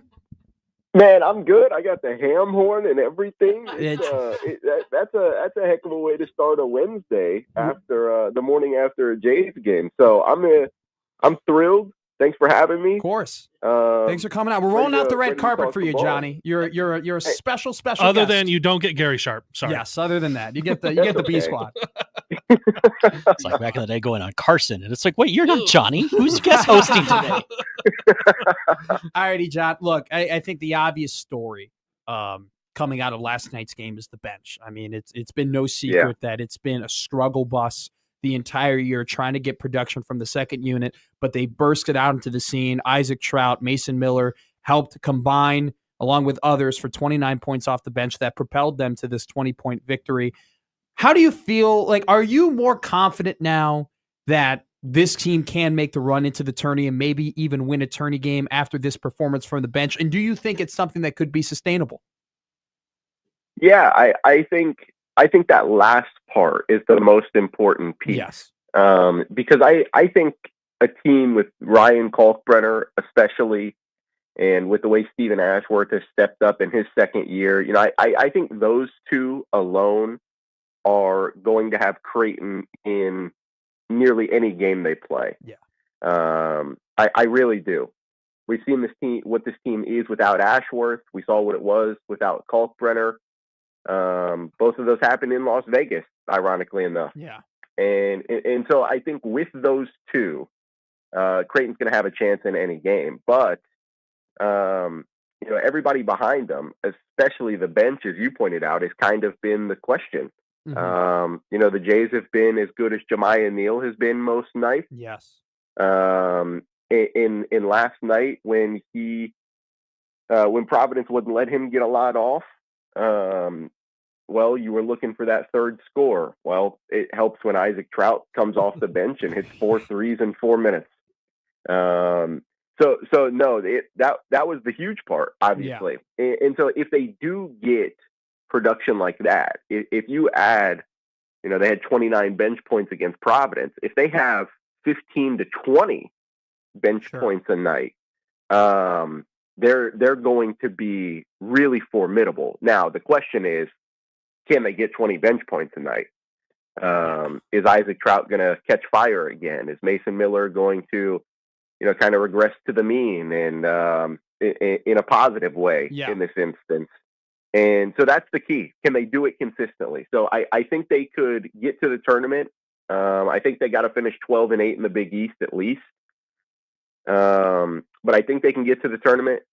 And I think in a one-off standalone setting, I think they could win a tournament game because of Ryan Kalkbrenner and Stephen Ashworth. Sure. The only question would be, could they get it? Could they get a little bit from anyone else? That'd be the question. John, when you look at the ceiling for this team, because obviously every team is a little bit better if the bench is contributing, but for your top two guys, Stephen Ashworth and Ryan Kalkbrenner, there's a high usage rate on Ashworth. And I was told at the beginning of this show that I was being unfair to Ryan Kalkbrenner because when I watch him, obviously he ends up with a double-double. He scored 50 points or whatever to open the year. He's had magnificent performances. He's had the accolades. But there was a stretch in the first half last night that Creighton could have put the game away. Ultimately, they go on to win by 20, but the Friars get back into it. And over that stretch, Kalkbrenner doesn't really look good on a couple of post-ups, and he gets beat defensively on a couple of trips in a row. For you, looking at the ceiling of this team, is there a way for Kalkbrenner to not have a at any point in a game, and I know that's tough for anybody. And for him, there's the expectations to not have a couple minute stretch where it's like, man, he really didn't, like, he kind of disappeared for a little bit. Yeah, it's tough. It's really, really, really tough. I don't think a lot of people talked about this, but here's what I'll point out. They were in that game at Marquette without question. Mm-hmm. Yes. They led 35-27 before halftime. And Ryan Kalkbrenner did not put up a shot through the last 7 minutes of the first half. And I don't think it's a coincidence that that Marquette kind of came storming back. Yeah. And I think a little bit happened in the first half at Butler. They went to him early, and then they went away from him, and Butler hung around, and then they went to Ryan in the second half, and he took over on both ends of the floor. But, you know, I think you could probably get away with a stretch like that if Steven's going to be on, and if Jemiah is going to be on, and if you get, let's say, 10 points from Jackson McAndrew. But no, I mean, this team, you know, fifth year veteran, 3-time Big East Defensive Player of the Year, probably going to be a fourth if I had to guess. Mm-hmm. Maybe Big East Player of the Year. I'm not sure. We still got a little bit to go. But this team goes as Ryan Kalkbrenner does. Yeah. And so if they're going to do anything, if they're going to chase a Big East tournament title, that's what he really, really, really wants to do. That's kind of the only thing other than a Final Four that he's missing on his resume. So if they're going to do that, if they're going to get to the tournament, if they're going to win a tournament game, it starts with Ryan Kalkbrenner. And no, when the pressure is the highest, when the lights are the brightest, the stage is the biggest, your fifth-year veteran cannot have a stretch of, let's say, 5 to 8 minutes where he just doesn't get touches or he mightily struggles. So we can maybe add on to that discussion. Well, I'll add on the discussion a little bit. Do you think that is a little bit of a Ryan, those stretches? Because you did fail to mention this a little bit too, John. I'm not harping on you, but when you bring up the Marquette game, right? The last 7 minutes of the first half, he disappeared. Yeah. But he was missing those shots at the end of the game too. I mean, there were some real opportunities to cut the lead down, to really spark a run, for them to get that big win that they needed. And he wasn't there, and he was missing, I mean, some bunnies. So, but I want to go back to this because it's an interesting conversation, because I thought it was a little unfair with Caleb because the guy's doing so much and he's producing so much, and it's a little bit much to get on him for disappearing. But do you think that those, because it does happen, I'm not denying that it doesn't happen, those slight disappearances, do you think that's a Kalkbrenner problem? Do you think it's a team problem, a Coach McDermott problem, or is it a little bit of both? Yeah, I really, and not to give you the politician answer, Sure. I genuinely believe it's a little bit of everything. Yeah. I think that teams obviously, and we've seen this all season, this is, I'm not going to break ground here. Teams plan for Ryan Kalkbrenner on both ends of the floor, certainly defensively. And I think sometimes his offensive prowess gets lost in the mix. Sure. Because you have to scheme for him so much defensively. And so I think that's when they kind of get him going early, and teams are like, oh man, we've got to adjust for this now. Yeah. And so then they'll front, then they'll crash, then they'll double him. But going back to the point that he and Greg McDermott made, you know, when Nebraska did that, when they were on him all night, when teams do that, they still have to find a way to get Ryan the ball in the post. And more importantly, he has to be able to either finish that possession at the rim if he has the opportunity to, or find a kick out. And so I think I really do think it's a little bit of everything. But again, you know, you're a fifth year senior. We saw last night. I would butcher his last name if I said it, so I'm not going to. We just went with Oswin for the first name. Yeah, just Oswin, go with that. Yes, you got it. So he, you know, I was really curious to see how that matchup was going to go, because you have a 23-year-old versus a 19-year-old, and that was a matchup that, even though Oswin is really, really, really good, Ryan Kalkbrenner should have dominated it. Yeah. and he didn't for the first few minutes, and then he kind of flipped that switch, and Creighton took off. But yeah, I just think the fifth-year center, again, the three-time Big East Steve Toy, Creighton's fourth all-time leading scorer, soon to be second. He played more games than any Creighton player in history as of last night. He passed Ethan Raggi against Providence. So I just think that guy with that resume should be able to will your team. And there's been times where he's been able to. Obviously, there will be times in the coming weeks where he does. But, I think that was a really good thing to point out that, yes, he obviously, one, kind of went away in the first half at Marquette, and two, more importantly, missed those ones at the end to keep him in it and give him a chance. I know. So you just can't have that. And I don't think he will on most nights. All that to say, he's a great player. And but you don't nitpick if he's not, exactly. Right? But that's just where they are with Pop Isaacs out. But that's just, right. I mean, it's incredible what Ashworth and him are doing to keep this team afloat right now. Well, and I'm glad, John, that you brought up the Nebraska game, because I don't want to be the Nebraska guy bringing up the Nebraska game. but if a team goes through and just takes Kalkbrenner out of the game, you would hope that Greg McDermott can scheme him open. I see it so much with the Huskers on, can you scheme some more stuff for Bryce Williams or Connor Essegian, whatever it is. The coach needs to find a way to get the guy the ball who needs the ball. Yep. For this Creighton team, and it's obviously the usage and the ball handling is dominated by Ashworth. Does there need to be more pick and roll action? Because I really like Kalkbrenner when he's on the move, when he's not just in a post up game, because sometimes guys can physical him a little bit. But when he is on the move, he is so tough to stop. That's like, he's great in transition. I love him on the pick and roll. I want to throw these out there really quick before I give you an answer. So Stephen Ashworth, his usage rate is currently 26.8%. Yeah. That's a career high, obviously. And you'd have to go back to Denzel Mahoney in the 2019-20 season to find a Creighton player who's been used more than Stephen Ashworth is being used right now. And Ryan Kalkbrenner's usage rate is 22.1%. That's a career high for him. And so these guys are being asked a lot. Fortunately for Creighton, they've delivered in most instances. But I'm so sorry. What was your question? Getting Kalkbrenner on the move in a way to scheme him a little bit more, where he can get those offensive touches. And in my opinion, he's more successful when he's on the move. Yeah. I mean, how do you stop 7'1", 270 rolling at you? Good luck.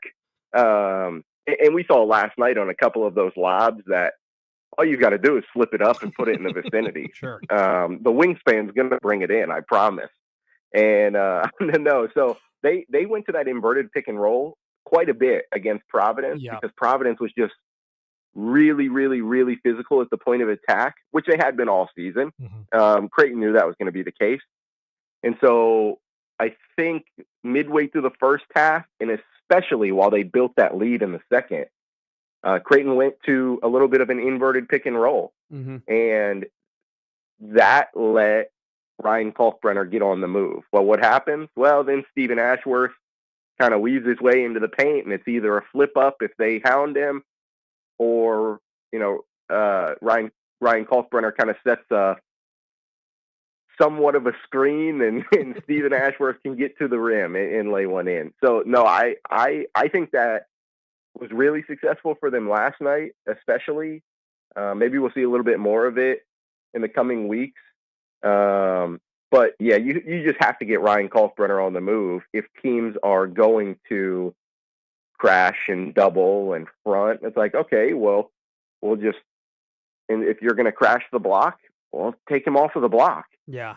And with the way he's hit threes over the last week or so, oh my goodness, that completely changes that pick and roll. It does. Because then you can pop it, and then they got to honor him on the perimeter, and then that just opens up all the lanes for everybody else. It's a great point, John. We'll get you out of here on this. Some very coaches say that some of the best coaching they do is when they have 500 teams, when they have teams that aren't the most talented. It's not necessarily Bill Belichick's greatest coaching job isn't necessarily when the team goes 17-0. It's when the team ends up going, 10-6 or 8-9, and you got to will them there, right? And I think that's kind of what Greg McDermott is dealing with a little bit, considering the fact that you lose Pop Isaacs, but just overall heading into the season, the talent level of this team compared to last year's teams definitely has been lower. You did a great job tweeting out the quotes from Greg after the game. I didn't watch the presser, so I want to ask you, being there, with how the bench played and that being the biggest hurdle this team has had to get through in order to win games, did he seem a little bit relaxed? Did it seem like there was a bit of a monkey off his back, the fact that they won a game they absolutely needed to do, and they did it without Jemiah Neal playing his best game? Yeah, I'll paint this picture. So I asked Ryan Kalkbrenner. I said, "Hey, you guys have played a lot of really close games that you've had to fight down to the wire. Villanova, obviously. Sure. If you go back before close, then, right? St. John's was what's up? Wasn't St. John's a close game as well? Yeah. So if you go back even further, that Alabama game they were in. Yeah. So then they had the Villanova one they had to gut out, and the St. John's one by a point. Yeah. And they were in it at Marquette, and they squeezed one out at Butler. And so it's just been, another night in the Big East, obviously. Sure. But it's been close one after close one after close one. And I asked Ryan Kalkbrenner, hey, what did it feel like to finally have a win that you got to watch the last few minutes from the end of the bench? Sure. And he said, it's a little less stressful. I think it's one less gray hair for Mac. So that's always a win. Yeah. And I think that's right. Greg McDermott wasn't like, yeah, I'm so relaxed right now. That's not Greg McDermott, but it certainly seemed that way. He knew that last night showed for this team to play to its full potential, for this team to be as good as it can be, for it to reach its ceiling, that Mason Miller is going to need to be the player that he can be, and they're going to need Fedor to get acclimated quickly, obviously. Yes. Both of those things took steps in the right direction last night, and I think that, along with Isaac Trout coming off the bench and catching fire, I think those things kind of put his mind at ease a little bit. That okay, if we can get these performances from these guys, we're going to be okay. So that's a long, meandering way to wrap it back around to the beginning of our call. When can you get that from those guys every night? Yeah, that's the question. That's what we'll see moving forward. John, thank you so much for coming on. A little bit late notice. Really appreciate it. First of many appearances here on Gary and Matt. Thank you so much, dude. Thanks, guys. Of course. John Walker, Creighton beat writer, Omaha World Herald. John Walker, Creighton beat writer, Omaha World Herald. Did you turn your mic on accident? It was an accidental turn the mic off. When he started out talking with it on. And then turned it off. I don't know why. I'm good. You guys can carry it home. I'm leaving ahead. What a pro's pro.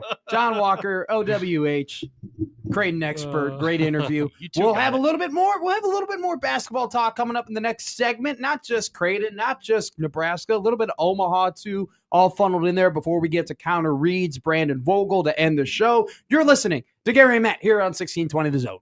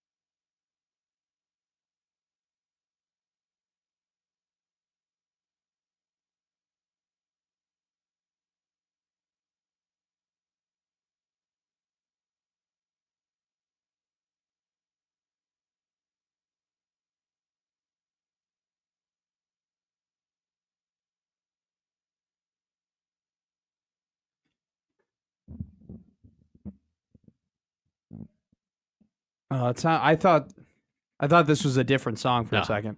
Picture you and Bigelow just jamming out to this downtown Omaha, hotboxing that car. I thought, okay, yeah. Looking like you're hanging out with King Willie and Predator 2. Let me start that car from the men's bathroom. My basketball buddy. Never mind. Oh, what? My basketball buddy, Jacob Bigelow and I. Yep. Everybody's basketball buddy. Went to the Creighton game yesterday. Great time. Shout out 1620 The Zone for setting us up. Really nice seats. Really, really nice seats. So what happens when you're the new guy? Though? Let's check back I'll say this. I saw pictures late in the game. Yeah. Kind of empty. No, it wasn't. It was pretty good. No. Not for the bulk of the game. It's tough getting back to Elkhorn. I'm saying with a couple minutes left. And now and let me add this. You have to come back on tomorrow. Can you not piss off a big conglomerate of Let people me who add listen to the this. show? At least I make fun of Husker fans every game. That is for fine. the beat traffic alert. Oh, yeah. I make fun of them every time, whether it's at the under 4 or the under 8. I used to chant games not over. So games at KU when I was so in school. as I say that, I'm saying I do this for Husker fans too. Creighton fans, I know you want to see the nightly news. It's a conference game. Cheer that thing down the stretch. Dodge is rough. They only have one route back west. Yeah, most people don't know how to drive. They do 35 in the left lane. You're all going to get on your private helicopters anyway. Just fly that magic so here's slug. what I have to say about that. That's not an uncommon thing. No, it's not. I'm just saying I would like it to be better here in Nebraska. But I've never seen it that many people. It was almost like 65% of people who were there. It was pretty organized to get out of there. This is why you actually stay till the end, because you won't have any traffic because they've all started their cars from the urinals and have made their way. I just didn't want to. I wasn't really going to bring it up entirely because once again I didn't want to make a conglomerate of fans that listen to us here. Well, no, but it's not a Creighton specific thing. This is a wider range thing. It's just you were at the Creighton game. I saw pictures. It was more people than I've seen before in a 20-point game. Now, I'm the classic. You stay till the end. Here's my thing. At some point, unless you're like the first out the doors, you're going to hit traffic. Like, unless you're the first 10 to 15%, like, even if you're trying to beat the traffic, you're still going to hit the traffic. You're in the beat traffic. Yes, exactly. Which means you're in traffic. So that's what you still get home earlier, but you're pissed off. So Bigelow and I are sitting in our section. We're seeing large groups of people starting to get up and leave their seats. Not large people. And I said groups. And I said to Bigelow, I go, does this happen all the time? Like, is this like a thing? And he was like, yeah, like this is a big beat the traffic thing. I go, should we go? And he goes, if you want, it's your call. And I go, at this point, if we were to leave right now, we would be in traffic because we are one of the last ones to try and beat the traffic. So you do have a long commute home, so no, not that long. I know. Like that's the sarcasm. I didn't really catch on to it. But yeah, regardless. We're going to have a... So, it's crazy over the last week. I'm the worst person at. Over the last week. I would say over the last 2 weeks. 2 weeks. Does the time frame matter that much? A little bit. Okay. I don't even know what today is. Over the last 2.5 I just realized yesterday the holidays are over. Yes, they are. Over the last 2.5 to 3 weeks, the turns have tabled. Okay. In terms of what you thought Nebraska as a state would have representatives in the NCAA tournament for, in terms of a number aspect and in terms of a team aspect. I think 3 weeks ago you could have confidently said after the Georgetown loss, "Hey, it's probably only going to be Nebraska in the NCAA tournament this year." Mm-hmm. Now, over the last 3 weeks, we've had complete tides turn, and the fact that Creighton is trending up to make the NCAA tournament. Omaha is trending up in terms of making the NCAA tournament. Nebraska trending down. What was the shoo-in is now they have to win tomorrow. They're going to the Final Four at PBA against Rutgers. I want to go that far. But not with that attitude. So I'll ask the age-old question, and probably the entire Nebraska media question that will be asked over and over and over again until we get to Selection Sunday. Over under 1.5 Nebraska State college basketball teams that make the NCAA tournament. Well, first of all, life's too short to bet the under. Okay. But if you're giving me 1.5, if you would have said 2.5, I'd have said. So let's go 2.5. If let's you go 2.5. If you go 2.5, I'll two go. And a half. Do I'll all go, 3 teams make it? I would go under. If you give me 1.5, I'll go over. I'm fairly confident 2 are going to get in. So who are you the most confident in that they will get in? I'm still probably the most confident in Creighton. Really? I'm still probably the most confident in Creighton. I have a lot of confidence in the Nebraska team getting back to the NCAA tournament too. I think the road and the name on the jersey is a lot more helpful to Creighton than it is to Nebraska. Even with Nebraska having that win over Creighton, I think when you get into a lot of those this team or that team scenarios, Creighton has the history backing it up that Nebraska just doesn't. And Nebraska has to have things go their way, including running the table at home, hopefully stealing a game on the road, maybe something in the Big Ten tournament. They need some big wins. Like to go Nebraska's way. Creighton, I think, with the Big East has got good opportunities and has the name on the jersey to back it up. So that's a big thing too. So that's massive. And the way Omaha is playing, by the way, this last Friday, on the bracketology, it was Nebraska and Omaha with Creighton being one of the first out. Yeah. Like it is so just moved around. And right now to have the possibility of all 3 in there, as someone who grew up in Nebraska, man, I would love it. I love when we see that with like the volleyball programs. When you see the run for obviously what Nebraska volleyball, obviously what you've seen Creighton volleyball do, but then it's like, oh, Omaha's making a little jump here. Can they get in? I would love it to see all 3 teams get in the tournament. Okay. Creighton. You are getting just rolled for your pronunciation. It's my Chicago accent. I can't help it, but I'll be better. Bears. I'll be better. It's Creighton. Bears. Not Bears. Okay. I'll be better. Creighton plays UConn on Saturday at 11 a.m. Okay. They then follow up by playing DePaul, Seton Hall, Xavier, Villanova, all winnable games. Might be an underdog, maybe dependent on what Villanova does on the way out in that game. It's kind of in the future, and they're pretty similar in terms of net ranking. But for the most part, they'll be favorites in those games. Then their next ranked game after playing UConn is Marquette. Now that's at home, so that's good. And then they play UConn. So they play Marquette and UConn in 3-day span. Okay, so I did that terribly. They play UConn this Saturday. They have about 5 games against unranked opponents. Then they play Marquette number 7 and number 14 UConn in a 3-day span. So essentially, they have 3 opportunities to get signature wins. Signature wins that put them in the tournament for sure. If they are to lose out against Marquette, UConn, and St. John's, which is the 3 other best teams in the Big East in terms of net ranking. If they were to lose out those 4 games, they would essentially have to win out in the Big East in order to get an at-large bid. And it could be a difficult thing to do if they don't get one of those games. So we're at the point where Saturday is a bit of a luxury in the regard that, okay, you're playing UConn on the road. If you don't win the game, it's not that big of a deal. It's a really big task, and you have more opportunities to do so.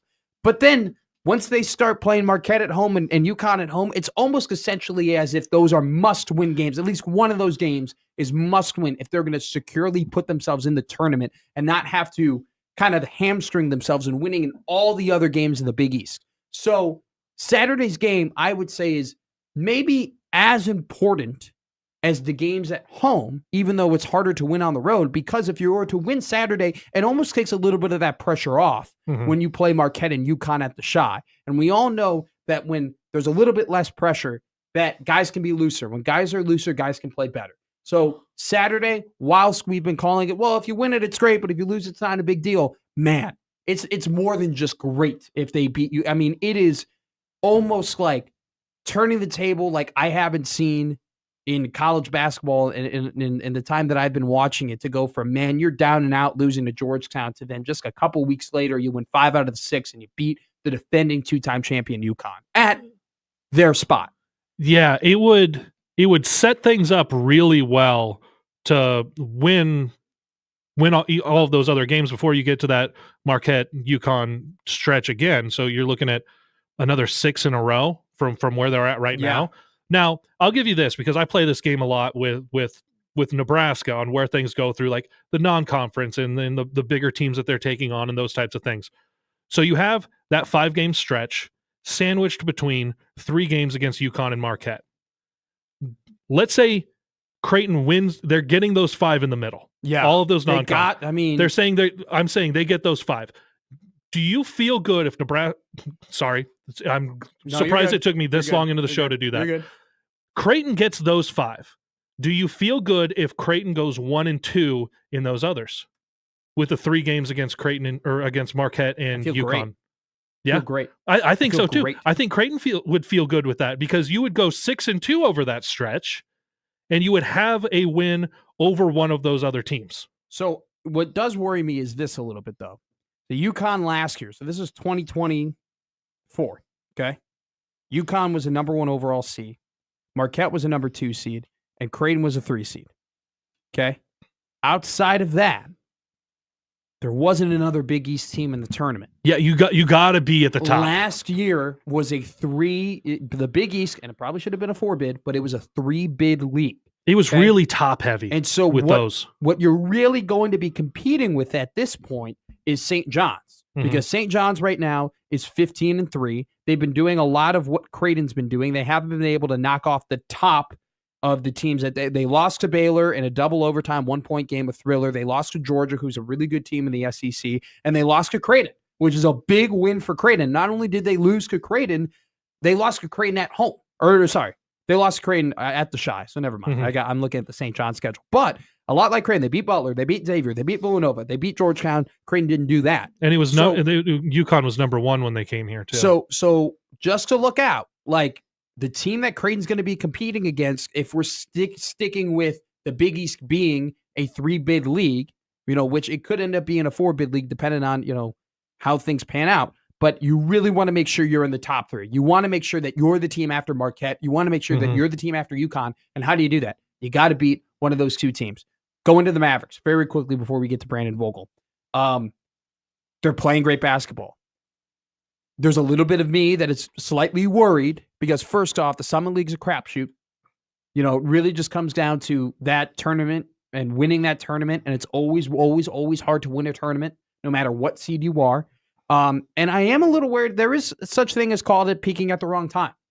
And I just hope for their sake that they're not peaking at the wrong time, that they can continue. They're not going to go undefeated in the Summit, but if they can continue, just find that level of consistency. And as White and Sutton and Thomas get more comfortable with the roles after losing, frankly, Fiddler, which is, I think, what's been happening with this team, which is why they've been performing at a higher level as the season has gone on. If they can just steady the ship and continue to play at that really good level, they're going to have a really, really good opportunity to beat or to get to the tournament. And then Nebraska, it's because you got to win your games at home and you got to stay one on the road. That's really what it comes down to. Yep. So, alrighty, a lot of basketball talk today. It's great, man. I mean, that's how you kind of know that we're shifting gears a little bit. We're shifting seasons. We're going from football to basketball, and we're all lucky that we got 3 teams in this state that are good. Go Hoops. And it's cold outside. Alrighty. Brandon Yay, Vogel, Nebraska. Coming up next of Counter Read to end the show. You're listening to Gary and Matt here on 1620 The Zone.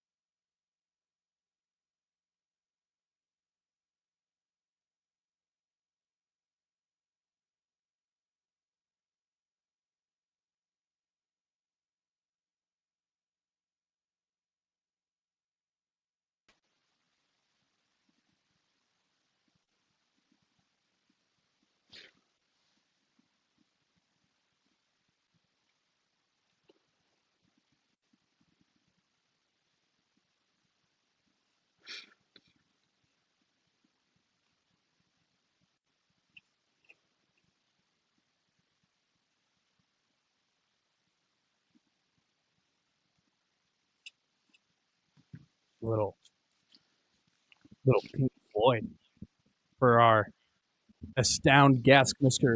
Brandon Vogel. You're listening to Gary and Matt here on 1620 The Zone. Gary Sharp out today. Caleb Henry in. Caleb will be in tomorrow as well, as Gary's on the road as the Omaha Mavericks take on the Denver Pioneers tonight. 8 o'clock, 1290 Coil. You can find our guy on the call. And now we will go to the man of the hour who's too sweet to be sour, Mr. Brandon Vogel of counterread.com. How you doing, my man? I'm doing good. How are you guys? I'm doing great. I got to ask you, because we always get the comments on the YouTube feed, and maybe this has been a question that people on the show have asked you before, but I must ask you. That bookshelf is daunting. I mean, it is intimidating to talk to you on the air and just see the amount of knowledge that you have in your brain. Have you read all those books?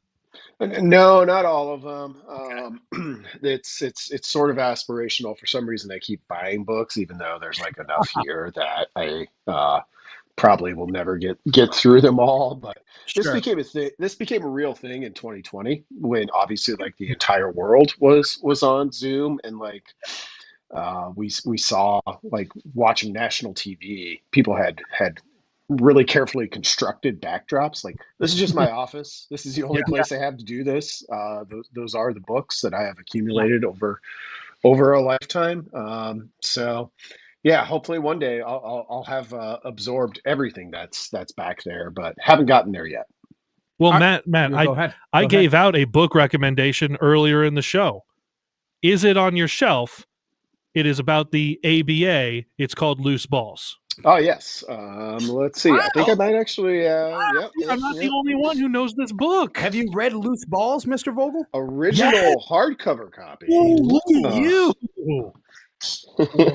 It is an excellent book. Sorry for those of you on the street who have to watch me turning around. And, I guess those of you on the radio who didn't have to see that, you're welcome. But it's a fantastic book. I read that quite a while ago. Probably due for a reread of that. Mm-hmm. I actually have started learning to read. No, I started reading my book from my favorite author, Mr. Brandon Vogel, "Dream Like a Champion," about John Cook. I started reading it. Pokey little puppy. I'm not ready for a book club yet, but I have began. I have began reading. You can meet people in a book club. Brandon, I'll give you the floor here. You want to talk about football first? Or you want to talk about volleyball first? Let's go volleyball first. Okay. Omaha Supernovas have began their season. They had a record crowd. 13,000 people showed up at the CHI Health Center. Let's just talk about, like, how do you think the Supernovas? Do you think there is an effect in recruiting for Nebraska volleyball in the regards that, look, now John Cook can say, hey, you can come here, you can play Nebraska volleyball, you can become the superstar, I believe you can. And then when you're done, the Supernovas, they have a knack for making sure they're going out and getting Nebraska talent. You can go and play pro volleyball here in Omaha and instantly become a superstar that people want to see. Do you think the Supernovas having this following essentially and just this league in general affects Nebraska volleyball in any sort of way? Yeah, I think it probably helps extend Nebraska's recruiting pitch. And, you know, if we're being honest about it, I think a real recruiting advantage. So prior to pro volleyball arriving in Omaha, which was clearly a strategic choice, there's two professional teams there now.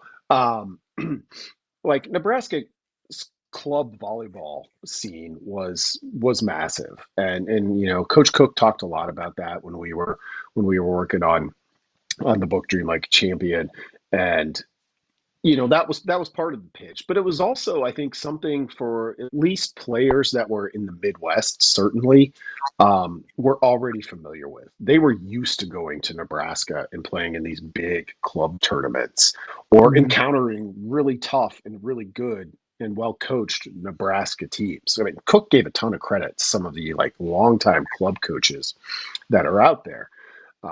Now you extend it on the other end to, hey, there's pro volleyball here too. And not only is there pro volleyball here, but look what they're doing in terms of the interest level. So, we've long talked about Nebraska as a volleyball state, and sometimes that's used to like describe how well football is or isn't going at that point.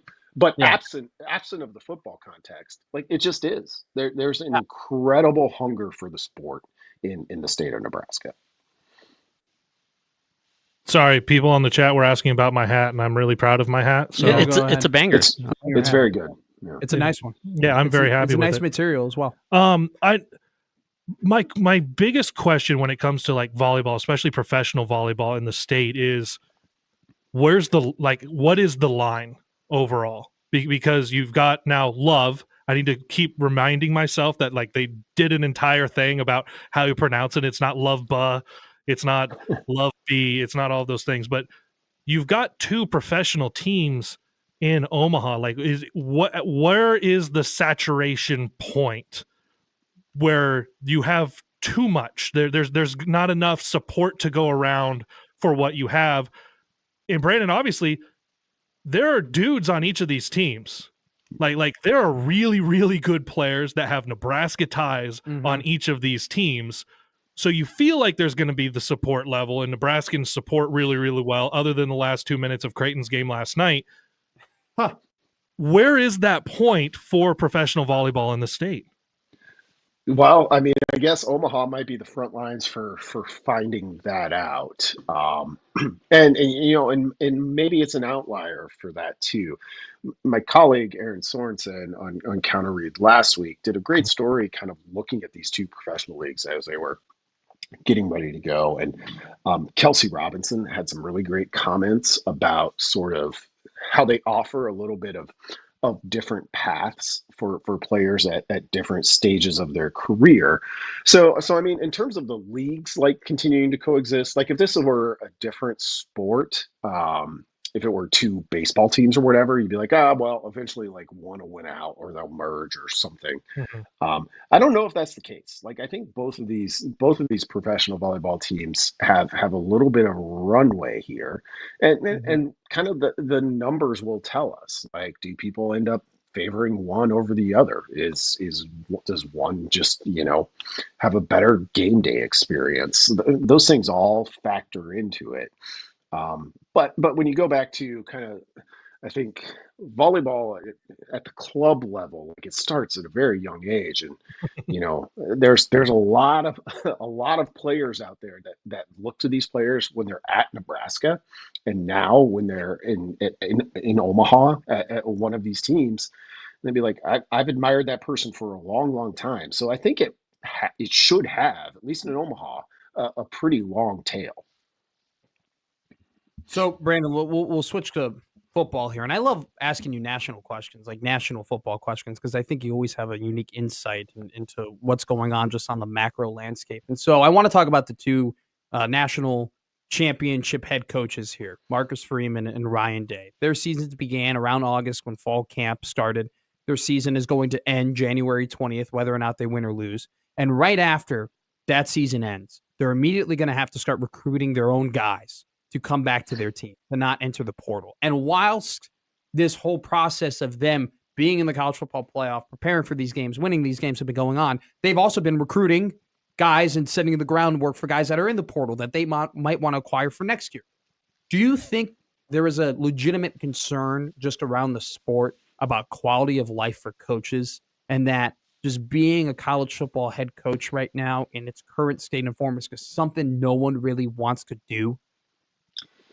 I think that's legitimate, and notable that this week at the American Football Coaches Association conference in Charlotte, more than 60 coaches showed up. Which, like, I've never been to that event, but reading some about it, I'm told that's an unusual number because basically ADs were telling their coaches to show up because they're going to vote on.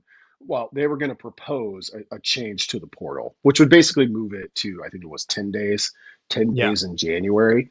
So I think that tells you where the coaching profession, at least the majority of it, is at.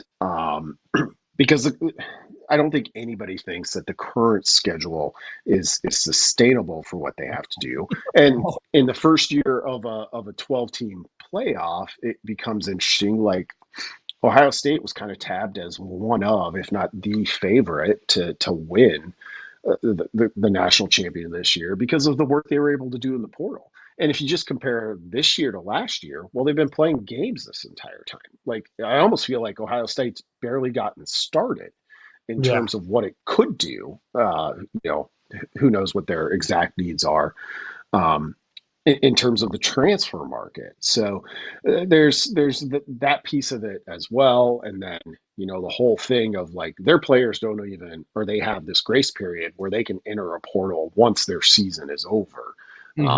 So it just becomes with those caveats in place, it becomes kind of you're just on the transfer treadmill and it never stops. So I think the move from the coach. Okay, sorry, go ahead. No, you're saying no. Keep going, Brandon. I'm sorry, I was making a comment. Keep going. No, that's okay. I was just going to say that. I mean, the vote from the coaches tells you where they're at, and we'll see if one of the D1 councils, takes that recommendation to heart and tries to act on it. I would love for it because we talked about how it's the January 2nd to 12th is what they'd been talking about. And I said that for football specific, you got to move up the schedule too. And because even if you have that grace period, if you end the season to where that grace period falls within that portal window, perfect. Because you're right, the national championship teams are going to get that 5-day period after. And then with compliance departments having 48 hours to complete the paperwork, you have 7 days after the national championship game before some of these other programs might know that someone's available. And by then, guess what? They're 2 weeks already into the semester, 3 weeks into the semester, some places. So that is so tough. What do you see? Because for obviously the portal, want to get that figured out. And I don't know that we ever will, but it seems like unanimous. We know it's not working the way it is right now. But the calendar for college football on how many games are played, conference championships, when bowl games start, because that's obviously going to have impact on that portal window as well. Yeah, it is. And it's interesting because something you said there, I agree with. And it doesn't seem like, at least in the reading that I do nationally, it's gotten a ton of traction of like, move the season up, like start it, even 2 weeks, earlier. So you'd be like mid-August. Would be interesting. And there was that Saturday this year where there were the college football playoff quarterfinals that was coinciding with Saturday NFL games. Like, I don't think either side probably loves that, so that becomes something to watch and a potential piece of this conversation. It's a tough one, like Bo Prabula, the backup QB at Penn State, like, I think he was trying to do something and note like, hey, this calendar sucks, and I've got to enter the transfer portal now. Which, like, we've seen some other guys, like, you can put your name in there. You don't have to leave the team. Like, he could have still been with Penn State. So maybe that becomes a piece of it. I think the more you can just like set it, and January 2nd to the 10th, to the 12th, if that's what it is, or somewhere around that time, you just need to have defined dates. And if there's a coaching change, like, I agree with that rule. Guys should have an opportunity. But the more simple you can make it, and this is true for college football as a whole, I think, the better off it is for everybody. And it is not simple right now. Yeah. Brandon Vogel, counterread.com. Brandon, what are you working on now? What do you got? What have you published? What just tell us, what can we read and what can we consume from you, my man? Yeah. Speaking of coaching changes, I'm working on something for tomorrow, kind of looking at Nebraska's been the most active team in the Big Ten in terms of its staff, but so I'll kind of try to put a bow on those changes, but also look at what else has happened in the Big Ten. Tom Allen obviously just left Penn State for Clemson, so doing some of that. Last Saturday, if there's any soccer fans out there, I produced my proposal for a Premier League approach to playoff qualification. Ooh, love it. Yeah, I think a point system is our way to go. So if you want to see my argument on that, that's still up there. That was a free post open to everyone. So check that out. Hopefully you like it, or at least don't think I'm crazy, and will entertain subscribing. Go Chelsea. Yeah, go Arsenal. Brandon Vogel, Connery.com. Thank you, Brandon. All right, thanks, guys. Appreciate you, my man. That is it for the show. Good show today. Thank you. Caleb Henry filling in for Gary Sharp on the road. Don't forget, tune in 1290 Coil, 8 p.m. tip-off as the Mavericks take on the Pioneers in Denver. Don't tune in before. We've warned you. I've been Matt McMaster. That's Caleb Henry, joined by Jimmy Chavez. Thank you so much for listening to Gary Mann on 1620 The Zone. We'll see you in 20 hours.